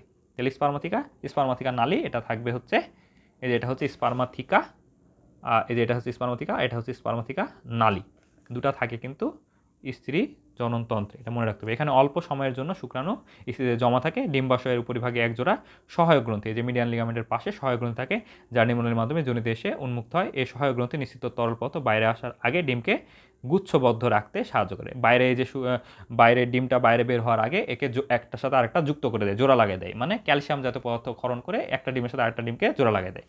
আচ্ছা, প্রজনন প্রক্রিয়া। ঘাসফড়িংয়ের প্রজনন প্রক্রিয়া কেমন হয়? ঘাসফড়িং প্রজনন প্রক্রিয়া একটাই হবে, মানে একরকমই হবে, যৌন অযৌন দুইটা না, শুধুমাত্র এরা যৌন জননের মাধ্যমে প্রজনন ঘটায়। যৌন মিলন কীভাবে হবে? গ্রীষ্মের শেষে, যখন পরিবেশে গ্রীষ্মের শেষের দিকে, বর্ষার প্রায় আগে, একটু আগে দিয়ে ঘাসফড়িংয়ের যৌন মিলন ঘটে। এই সময় পুরুষ ঘাসফড়িং স্ত্রী ঘাসফড়িংয়ের পিঠে উঠে আটকে থাকে। এই অবস্থায় শিশ্ন পথে স্ত্রী ঘাসফড়িংয়ের যোনিতে সেমিনাল ফ্লুইডটা দিয়ে দিল। এই সেমিনাল ফ্লুইডটাতে শুক্রাণু থাকবে। এটা স্ত্রী ঘাসফড়িং ডিম পাড়ার আগে এই শুক্রাণুকে স্পার্মাথিকা নালী দিয়ে স্পার্মাথিকায় জমা করে রাখবে। ডিম পাড়ার আগে কয়েকবার মিলন হতে পারে, আর প্রতিবার এই শুক্রাণুটা কালেক্ট করে রেখে দেবে এবং প্রয়োজন মতো ডিমকে নিষিক্ত করবে।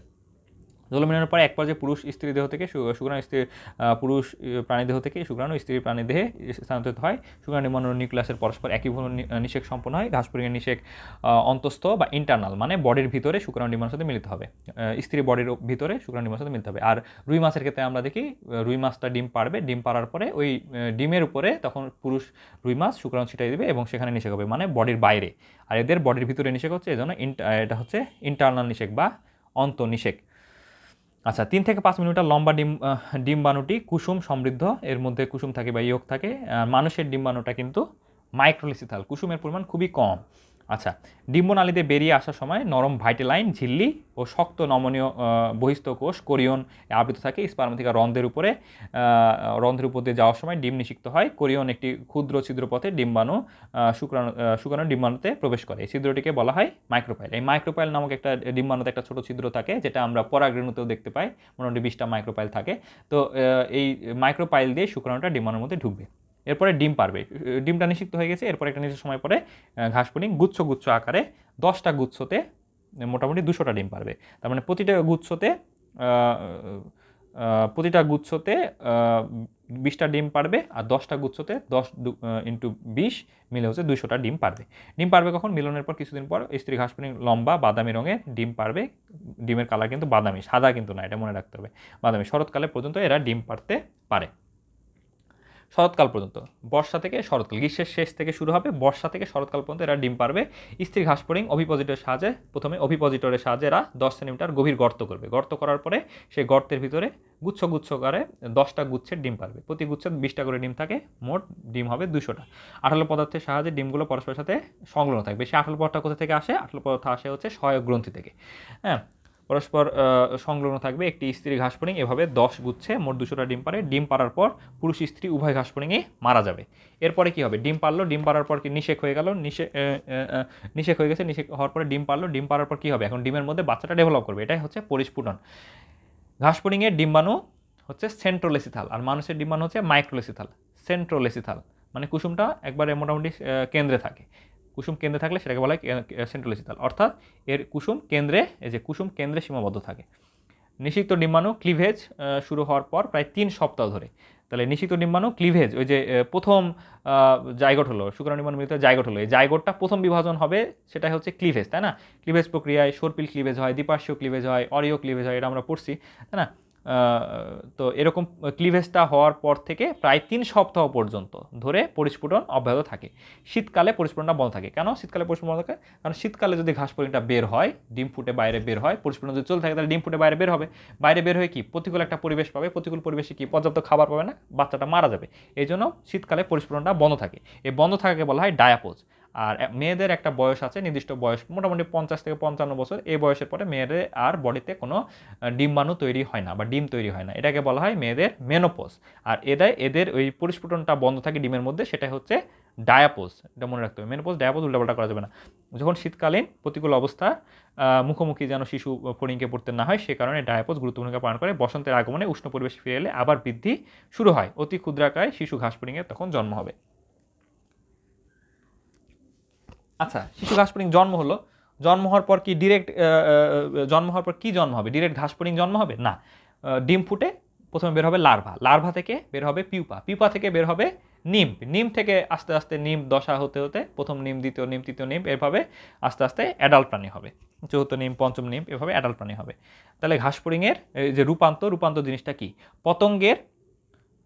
পতঙ্গের ভ্রূণ যখন কয়েকটি ধারাবাহিক পরিবর্তনের মাধ্যমে পূর্ণাঙ্গ দশা প্রাপ্ত হয়, সে ধরনের ভ্রূণোত্তর পরিস্ফুটনকে বলা হয় রূপান্তর, তাই না? তাহলে কয়েকটা স্তর পার হবে।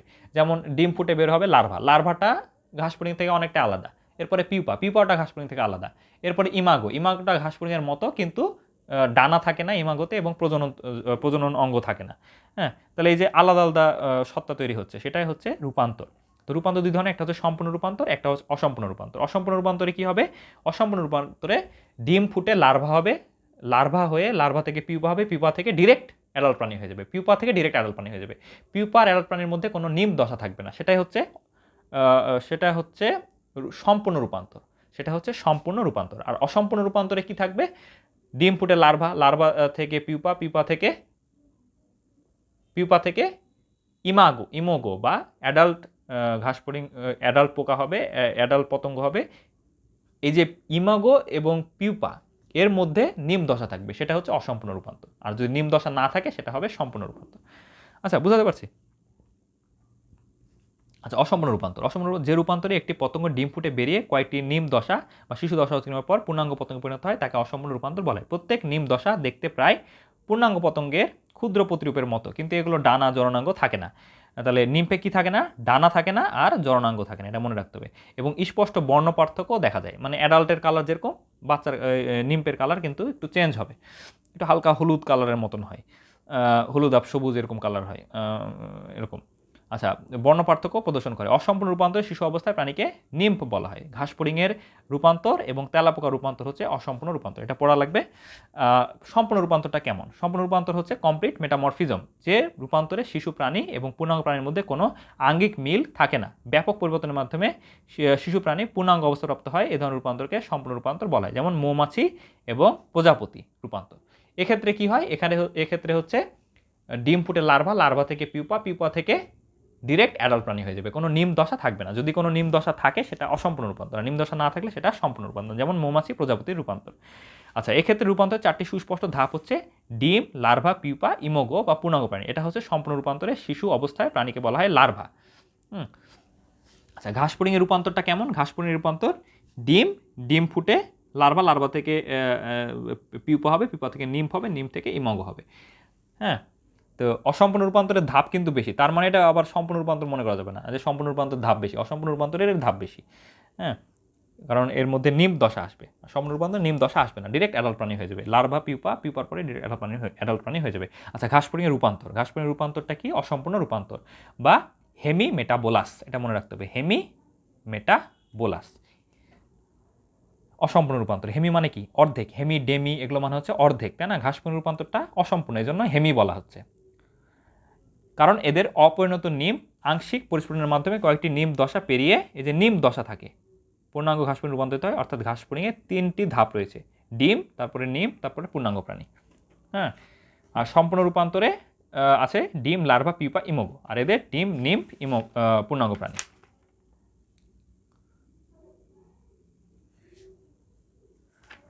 আচ্ছা, ডিম, নিম, পূর্ণাঙ্গ প্রাণী, এদের লার্ভা পিউপা এখানে লেখা নাই, অর্থাৎ যাই হোক ওটা বাদ দিতে হবে। লার্ভা পিউপা যেহেতু লেখা নাই, তাহলে লার্ভা পিউপা এখানে আমরা পড়বো না। তো ঘাসফড়িং রূপান্তরে ডিম, তারপরে হবে নিম, তারপর হবে পূর্ণাঙ্গ প্রাণী, এটাই আমরা বলবো। আচ্ছা, ডিম ফুটে যে তরুণ ঘাসফড়িং বাইরে বের হয়ে আসে সেটাকে আমরা বলবো নিম। বহির্গঠনের দিক থেকে নিম্ফ এবং পূর্ণাঙ্গ ঘাসফড়িং দেখতে প্রায় একই রকম, কিন্তু পার্থক্য থাকে, মানে ঘাসফড়িং, বড় ঘাসফড়িংকে আমি যদি ছোট ঘাসফড়িংকে জুম করে বড় বানাই, বা বড় ঘাসফড়িংকে আমি যদি ছোট করি, তাহলে যেটা হবে সেটাই হচ্ছে নিম। বড় ঘাসফড়িং ছোট করলে নিম্ফ হবে, কিন্তু বড় ঘাসফড়িংয়ের কালার একটু চেঞ্জ হবে ছোট বাচ্চা ঘাসফড়িং বা নিম্পে। আরেকটা জিনিস হবে, বড় ঘাসফড়িংয়ে প্রজননতন্ত্র থাকবে, ছোট ঘাসফড়িং বা নিম্পে প্রজননতন্ত্র থাকবে না। বড় ঘাসফড়িংয়ে ডানা থাকবে, ছোট ঘাসফড়িংয়ে ডানা থাকবে না। আচ্ছা, তাহলে ডিম ফুটে তরুণ ঘাসফড়িং বেরিয়ে আসে, তাকে নিম বলা হয়। বহির্গঠনের দিক থেকে নিম এবং পূর্ণাঙ্গ ঘাসফড়িং দেখতে প্রায় একই রকম, অন্তত মুখপাঙ্গ, সরলাক্ষী, পুঞ্জাক্ষী, অ্যান্টেনা, পায়ু সব একই রকম। অনুরূপভাবে নিম্ফের জীবনকাল, খাদ্যবস্তু এগুলো একরকম, যদিও নিম্ফ একটু কচি ঘাস লতাপাতা এগুলো খায়, আর অ্যাডাল্টটা একটু শক্ত ঘাস লতাপাতাও খেতে পারে, আবার দানাও খেতে পারে, মানে হচ্ছে শস্য বীজ বা দানা এগুলো খেতে পারে। নিম, পূর্ণাঙ্গ ঘাসফড়িং এর পার্থক্য হচ্ছে নিম্পের ডানা এবং জননাঙ্গ, ডানা আর জননাঙ্গ এ দুটা থাকবে না। তাছাড়া দেহের আকার আকৃতি ছোট থাকবে। পূর্ণাঙ্গ হলে ডানা জননাঙ্গের পরিস্ফুটন ঘটবে, দেহের আকারও বড় হবে। আচ্ছা, সদ্য পরিস্ফুট যেটা বাচ্চা নিম, তার হচ্ছে নিম্ফের কাইটিন নির্মিত যে বহিঃকঙ্কাল সেটা থাকে স্বচ্ছ এবং ক্রমশ আস্তে আস্তে গাঢ় হয়। আর প্রথমে স্বচ্ছ থাকে। একেবারে প্রাথমিক পর্যায়ে এই নিম্ফ একটু বড় হলে বহিঃকঙ্কাল আটসাট হয়ে দেহ বৃদ্ধি রহিত করে দেয়, মানে আর বাড়তে পারে না। তখন কি করবে? তখন এর বডি মোচন করবে বা মোল্টিং হবে। তখন দেহ বৃদ্ধি স্বাভাবিক রাখতে পুরনো যে বহিঃকঙ্কালটা সেটা কি হবে? পুরনো বহিঃকঙ্কালটা মোচিত হবে বা মোল্টিং হবে করে দ্বিতীয় ধাপের নিম্পে পরিণত হবে। পরবর্তী তৃতীয়বার পূর্ণাঙ্গ ঘাসফড়িংয়ে পরিণত হবে। দ্বিতীয় ধাপের নিম্প ক্ষুদ্রাকার, দ্বিতীয় ধাপের নিম্পে কি হয়? ক্ষুদ্রা ডানা প্যাড তৈরি হয়। ডানাটা তখন অনেকটা থলির মতো তৈরি হয়, ডানা সূত্রপাত করে। প্রতিবার খোলস মোচনের পর, তাহলে দ্বিতীয় ধাপের, প্রথমবার নিম্ফ হলো, এরপরে দ্বিতীয়বার নিম্ফ যখন হবে, দ্বিতীয় ধাপে যখন নিম্ফ হবে, তো প্রথমবার নিম্ফ হওয়ার পরে এই যে খোলস মোচন করে দ্বিতীয় ধাপে যখন নিম্ফ হবে, তখনই ছোট ডানা চলে আসবে, ডানার প্যাড চলে আসবে। হ্যাঁ, একটা হচ্ছে অনেকটা একটা থলির মতো ডানার প্যাড চলে আসবে। প্রতিবার খোলস মোচনের পর নিম দেখতে ছোট আকৃতির পূর্ণ ঘাসফড়িংয়ের মতো দেখায়। তাছাড়া এদের পরিস্ফুটনে কোনো বিশ্রাম দশাও নেই। যদি ঘাসফড়িংয়ের মোচনের সময় যদি বিশ্রাম দশা থাকে, ওয়েট করার বিশ্রাম দশা থাকে, তাহলে সেই দশাকে বলা হয় ইনস্টার। হ্যাঁ, দুটি খোলস মোচনের মধ্যে যদি বিশ্রাম নেয়, মানে ওই সময় যদি কোনো পরিস্ফুটন না ঘটে বা বৃদ্ধি না ঘটে, তাহলে সেটাকে বলা হয় ইনস্টার। কিন্তু ঘাসফড়িংয়ের ক্ষেত্রে ইনস্টার দেখা যায় না। সাধারণত সময় লাগে না আর কি, বিশ্রাম দশা নেই। পঞ্চমবার খোলস মোচনের পর, তাহলে ঘাসফড়িং মোট কয়বার খোলস মোচন করে? 5 বার। খোলস মোচনের মধ্যে নিম পরিণত ঘাসফড়িংয়ে পরিণত হয়। দুটি মোচনের মধ্যবর্তী দশাকে বলা হয় ইনস্টা। এটা খুব ইম্পর্টেন্ট প্রশ্ন। ঘাসফড়িংয়ের রূপান্তর সম্পন্ন হতে প্রায়, ঘাসফড়িংয়ের সম্পূর্ণ রূপান্তর ওই যে ডিম থেকে একবারে পূর্ণাঙ্গ ইমোগো হতে সময় লাগে বা পূর্ণাঙ্গ ঘাসফড়িং হতে সময় লাগে 2 মাস। আচ্ছা, ঘাসফড়িংয়ের রূপান্তরে কিছু হরমোনের ভূমিকা আছে। ঘাসফড়িংয়ের দেহে 4 ধরনের অন্তঃক্ষরা গ্রন্থি আছে। কি কি? ইন্টারসেরিব্রাল গ্রন্থি, নাম্বার 1 ইন্টারসেরিব্রাল গ্রন্থি, বোঝা যাচ্ছে এটা ব্রেনের ওখানে থাকবে ইন্টারসেরিব্রাল গ্রন্থি। আরেকটা হচ্ছে প্রোথোরাসিক গ্রন্থি, ইন্টারসেরিব্রাল গ্রন্থি প্রোথোরাসিক গ্রন্থি, বোঝা যাচ্ছে এটা থোরাক্সের কাছে থাকবে, মানে বক্ষে থাকবে। ইন্টারসেরিব্রাল গ্রন্থি মস্তকে থাকবে। আর কর্পোরা অ্যালাটা আর কর্পোরা কার্ডিয়াকা, এই দুটা। এগুলোর মধ্যে প্রথম 3টি গ্রন্থি হচ্ছে নিশ্চিত হরমোন ঘাসফড়িং রূপান্তরে প্রধান ভূমিকা পালন করে। কোন 3টা? ইন্টারসেরিব্রাল, প্রোথোরাসিক গ্রন্থি, আর একটা হচ্ছে কর্পোরা অ্যালাটা। 3টা হচ্ছে প্রধান ভূমিকা পালন করে, আর কর্পোরা কার্ডিয়াকা অতটা ভূমিকা পালন করে না। আচ্ছা, তো এদের বর্ণনা দেওয়া হয়েছে। ইন্টারসেরিব্রাল যে গ্রন্থিকোষ, এটার কাজ কি? এটার কাজ হচ্ছে মস্তিষ্ক হরমোন ক্ষরণ করবে। মস্তিষ্কে অবস্থানকারী এই গ্রন্থি কোষগুলো প্রোথোরাসিকোট্রপিক হরমোন ক্ষরণ করবে। ইন্টারসেরিব্রাল গ্রন্থি ইন্টারসেরিব্রাল হরমোন কিন্তু ক্ষরণ করবে না, বা প্রোথোরাসিক গ্রন্থি প্রোথোরাসিকোট্রপিক হরমোন ক্ষরণ করবে না, এটা মনে রাখতে হবে। প্রোথোরাসিকোট্রপিক হরমোন ক্ষরণ করবে, প্রোথোরাসিক গ্রন্থি কিন্তু না। প্রোথোরাসিকোট্রপিক হরমোন ক্ষরণ করবে ইন্টারসেরিব্রাল গ্রন্থি। আচ্ছা, যে কোনো হরমোনের সাথে যদি ট্রপিক লেখা থাকে তাহলে ওই হরমোনটা, এই যে যেমন হচ্ছে এই যে প্রোথোরাসিকোট্রপিক হরমোন, তার মানে এই প্রোথোরাসিক গ্রন্থিকে উদ্দীপ্ত করবে, প্রোথোরাসিক হরমোনকে গুতাবে, যে গুঁতো দিবে যে তুমি হরমোন তৈরি করো, তোমার যে হরমোন সেটা তৈরি করো। এটা গুতোগুতি করবে, যে উদ্দীপ্ত করবে, বা বলবে যে তুই এই কাজটা কর, হ্যাঁ, তুই তোর হরমোন ক্ষরণ কর। প্রোথোরাসিকোট্রপিক, যেখানে টপিক থাকবে, যদি এখানে লেখা থাকতো যে যদি এখানে লেখা থাকতো যে ইন্টারসেরিব্রাল গ্রন্থিকোষে, এই জায়গায় লেখা থাকতো যদি ইন্টারসেরিব্রাল ট্রপিক হরমোন, তাহলে ইন্টারসেরিব্রাল গ্রন্থিকে বলতো যে তুই হরমোন ক্ষরণ কর। তাহলে ইন্টারসেরিব্রাল গ্রন্থিকোষ থেকে কী ক্ষরণ হবে? প্রোথোরাসিকোট্রপিক হরমোন ক্ষরণ হবে, যেটাকে বলা হয় মস্তিষ্ক হরমোন, কারণ এটা মস্তিষ্কে থাকে। সেরিব্রাল মানে সেরিব্রাম মানে মস্তিষ্ক। আচ্ছা, তাহলে ব্রেন হরমোন ক্ষরণ করবে, যেটা প্রোথোরাসিক গ্রন্থিকে হরমোন ক্ষরণে উদ্দীপ্ত করবে। এখন ইন্টারসেরিব্রাল গ্রন্থি থেকে প্রোথোরাসিকোট্রপিক হরমোন ক্ষরণ হলো, এই প্রোথোরাসিক হরমোন কী করবে? থোরাসিক গ্রন্থিকে, এই প্রোথোরাসিকোট্রপিক হরমোন প্রোথোরাসিক গ্রন্থিকে উদ্দীপ্ত করবে। প্রোথোরাসিক গ্রন্থিকে উদ্দীপ্ত করলে কি হরমোন ক্ষরণ করবে? ট্রপিক হরমোন, তখন একডাইসন হরমোন। প্রোথোরাসিক গ্রন্থি তখন একডাইসন হরমোন ক্ষরণ করবে, যেটা আবার কাজ কি? যেটা খাওয়া হচ্ছে মোচন বা মোল্টিংয়ে নিয়ন্ত্রণ করা। মানে একডাইসন হরমোন মেনলি এর হচ্ছে ঘাসফড়িংয়ের বডিকে বৃদ্ধি করে। একডাইসন হচ্ছে বৃদ্ধি হরমোন, বডিকে বৃদ্ধি করে। গ্রন্থিকোষগুলো একডাইসন হরমোন ক্ষরণ করে, যা নিম দশার খোলস মোচন বা মোল্টিংয়ে নিয়ন্ত্রণ করে এবং দেহের টিস্যুর বৃদ্ধি ঘটাবে। এরপরে কর্পোরা অ্যালাটা কি হরমোন ক্ষরণ করবে? কর্পোরা অ্যালাটা হচ্ছে নিম দশায় এই গ্রন্থি থেকে জুভেনাইল নামের একটা হরমোন ক্ষরণ করবে। এখন একটা জিনিস চিন্তা করো, যে যেসব গাছ অনেক দ্রুত বাড়ে, যেমন শিম গাছ, লাউ গাছ, এগুলোর জন্য কি? এগুলোর জন্য অবলম্বন দরকার হয়, তাই না? একটা হচ্ছে অবলম্বন দরকার হয়, যাকে জড়ায় পেঁচায় উপরে উঠবে। কিন্তু যেসব গাছ অনেক ধীরে ধীরে ধীরে ধীরে বড় হয়, মেহগুনি গাছ, আম গাছ, জাম গাছ, কাঁঠাল গাছ, এগুলো অনেক ধীরে ধীরে হয়, এগুলোর কাণ্ড শক্ত হয়, তাই না? যে গাছ যত স্লো হবে, সে গাছ তত শক্ত হবে, তত পরিণত হবে, সহজে ভেঙে চলে যাবে না। তো এরকম ঘাসফড়িংয়ের বডি যেন খুব দ্রুত না বেড়ে যায়। এই যে একডাইসন হরমোন ক্ষরণ হচ্ছে, এই যে প্রোথোরাসিক গ্রন্থি থেকে একডাইসন হরমোন ক্ষরণ হচ্ছে, ঘাসফড়িংয়ের বডি তো দ্রুত বাড়তে চাইবে, তো দ্রুত বাড়তে যেন না পারে, এই জন্য জুভেনাইল হরমোন ক্ষরণ হয়। কর্পোরা অ্যালাটা থেকে জুভেনাইল হরমোন ক্ষরণ করে, যার ফলে বডিটা স্লো গ্রোথ হয় কিন্তু বডিটা গ্রোথটা একটু কমে যায়, যার ফলে এদের জিনিসপত্র, সব অঙ্গ প্রত্যঙ্গ, সব তন্ত্রগুলা, বিশেষ করে প্রজননতন্ত্রটা, সব তন্ত্র, বিশেষ করে প্রজননতন্ত্র, মানে গোনাডোট্রপিক হরমোনটা ঠিক মতো ক্ষরণ হতে পারে, গোনাডোট্রপিক হরমোনটা ঠিক মতো কাজ করতে পারে, মেনলি প্রজননতন্ত্রটা ঠিক মতো ডেভেলপ হতে পারে। হ্যাঁ, আর হুট করে বেড়ে গেল, তখন প্রজননতন্ত্র ঠিক মতো তৈরি হবে না, অন্যান্য তন্ত্রগুলো ঠিক মতো তৈরি হবে না। তো কর্পোরা অ্যালাটার কাজ হচ্ছে এটা, জুভেনাইল হরমোন ক্ষরণ করে, যেটা হচ্ছে নিম দশার বৈশিষ্ট্য নিয়ন্ত্রণ করে। প্রকৃতপক্ষে এই হরমোন এর প্রভাবে ঘাসফড়িং এর নিম দশা দীর্ঘ হয়। প্রাপ্তবয়স্ক ঘাসফড়িং এর কর্পোরা অ্যালাটা থেকে গোনাডোট্রপিক হরমোন নিঃসৃত হয়, যা প্রাপ্তবয়স্ক জননাঙ্গের পরিণতি ঘটায়। এরপর কর্পোরা কার্ডিয়াকা, এটার কাজ কি? মস্তিষ্কের পশ্চাৎভাগে গ্রাসনালীর দুই পাশে অবস্থিত এই গ্রন্থিগুলো গ্রোথ হরমোন নিঃসরণ করে। তাহলে গ্রোথ হরমোন কে নিঃসরণ করে? একটা হচ্ছে প্রোথোরাসিক গ্রন্থি একডাইসন হরমোন ক্ষরণ করে, এটা একটা গ্রোথ হরমোন। একটা হচ্ছে কর্পোরা কার্ডিয়াকা, এটাও একটা গ্রোথ হরমোন নিঃসরণ করে। আচ্ছা, তো এই জিনিসটা আমরা একবার রিক্যাপিচুলেট করি। ইন্টারসেরিব্রাল গ্রন্থি, তাহলে ঘাসফড়িংয়ে 4 ধরনের গ্রন্থি আছে। একটা হচ্ছে ইন্টারসেরিব্রাল গ্রন্থিকোষ, প্রোথোরাসিক গ্রন্থি, কর্পোরা অ্যালাটা, কর্পোরা কার্ডিয়াকা। এর মধ্যে ইন্টারসেরিব্রাল গ্রন্থিকোষ, প্রোথোরাসিক গ্রন্থি আর কর্পোরা অ্যালাটা তিনটা হচ্ছে মেন ঘাসফড়িংয়ের মেন হরমোন। আর কর্পোরা কার্ডিয়াকাটা অতটা ইম্পর্টেন্ট না, তবে এটারও ইম্পর্টেন্স আছে।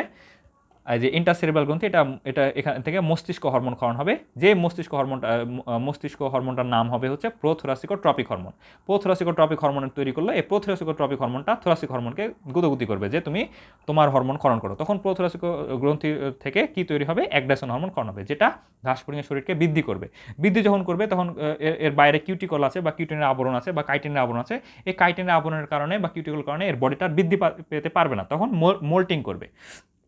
তো এর বডিটা খুব দ্রুত বৃদ্ধি হচ্ছে, এটা দেখে আবার কর্পোরা অ্যালাটা জুভেনাইল হরমোন ক্ষরণ করবে। জুভেনাইল হরমোন ক্ষরণ করার মাধ্যমে এদের প্রজনন তন্ত্রটা ভালো করে ডেভেলপ করার জন্য গোনাডোট্রপিক হরমোন সিক্রেট হবে, যেটা প্রজনন তন্ত্র ঠিক মতো ডেভেলপ করতে পারবে। জুভেনাইল হরমোনটা ওই অ্যাগ্রেশন হরমোনের কাজটাকে একটু কমাই দিবে। একটু কমাই দিলে এদের যে পরিস্ফুটন কালটা একটু বাড়বে, যার ফলে এরা মানে ঠিক মতো পুষ্ট হবে আর কি। এদের বিশেষ করে এদের জননাঙ্গটা ঠিকমতো পরিণত হবে। এরপর কর্পোরা কার্ডিয়া থেকে একটা গ্রোথ হরমোন নিয়ন্ত্রণ হয়, এটা এদের বডির গ্রোথ নিয়ন্ত্রণ করে। আচ্ছা, নিম্ফ ঘাসফড়িং এবং পূর্ণাঙ্গ ঘাসফড়িংয়ের মধ্যে পার্থক্য। একটা বাচ্চা ঘাসফড়িং নিম্ফ, একটা হচ্ছে পূর্ণাঙ্গ ঘাসফড়িংয়ের মধ্যে পার্থক্য কি? নিম্ফ ঘাসফড়িং এরা স্বাধীনজীবী অপরিণত অবস্থার নাম হচ্ছে নিম্ফ। স্বাধীনজীবী, নিজে চলাফেরা করে নিজে খাওয়া দাওয়া করতে পারে। আর পূর্ণাঙ্গ ঘাসফড়িং হচ্ছে এরাও স্বাধীনজীবী, কিন্তু এরা ইমোগো বা পূর্ণাঙ্গ প্রাণী। আর নিম্ফ হচ্ছে অপরিণত। অপরিণত ঘাসফড়িং কেন? কারণ হচ্ছে এদের যৌন প্রজনন জন্য যেই জনন কোষগুলো সেগুলো ঠিকমতো তৈরি হয় না। আর পূর্ণাঙ্গ ঘাসফড়িং এর হচ্ছে সব কিছু ঠিকমতো ডেভেলপ করছে, জনন কোষগুলো ঠিকঠাক মতো ডেভেলপ করছে। নিম্ফ অবস্থায় এর আকারটা বেশ ছোট হয়, বর্ণটা একটু ফ্যাকাশে হয়, একটু ডিসকালার থাকে। আর পূর্ণাঙ্গ অবস্থায় আকারে বড় হয়, বর্ণ সবুজ, গাঢ় সবুজ, চকচকে সবুজ কালারের হয়। নিম্ফের ডানা থাকে না, তবে প্রথমবার যে মোল্টিংয়ের পরে দ্বিতীয়বার যখন পরিস্ফুটন হবে বা দ্বিতীয়বার যখন নিম্ফ হবে, তখন এদের বডিতে ছোট ডানার প্যাড আসে, একটা ডানার প্যাড বা ডানার মতো একটা থলি আসে। আর পূর্ণাঙ্গ ঘাসফড়িংয়ে 2 জোড়া ডানা থাকে এবং পূর্ণাঙ্গ ডানা থাকে, যেটা উঠতে সাহায্য করতে পারে। নিম্ফ হচ্ছে প্রজননতন্ত্র অসম্পূর্ণ থাকে, প্রজননতন্ত্র বিকশিত হয় না। আর পূর্ণাঙ্গ ঘাসফড়িং অবশ্যই প্রজননতন্ত্র বিকশিত হবে। তাহলে এই ঘাসফড়িং আজকে শেষ। আমার সাথে এতক্ষণ ধৈর্য ধরে আমার কথা শোনার জন্য, আমার সাথে থাকার জন্য অসংখ্য ধন্যবাদ। আসসালামু আলাইকুম রহমতুল্লাহ বরকাতুহু।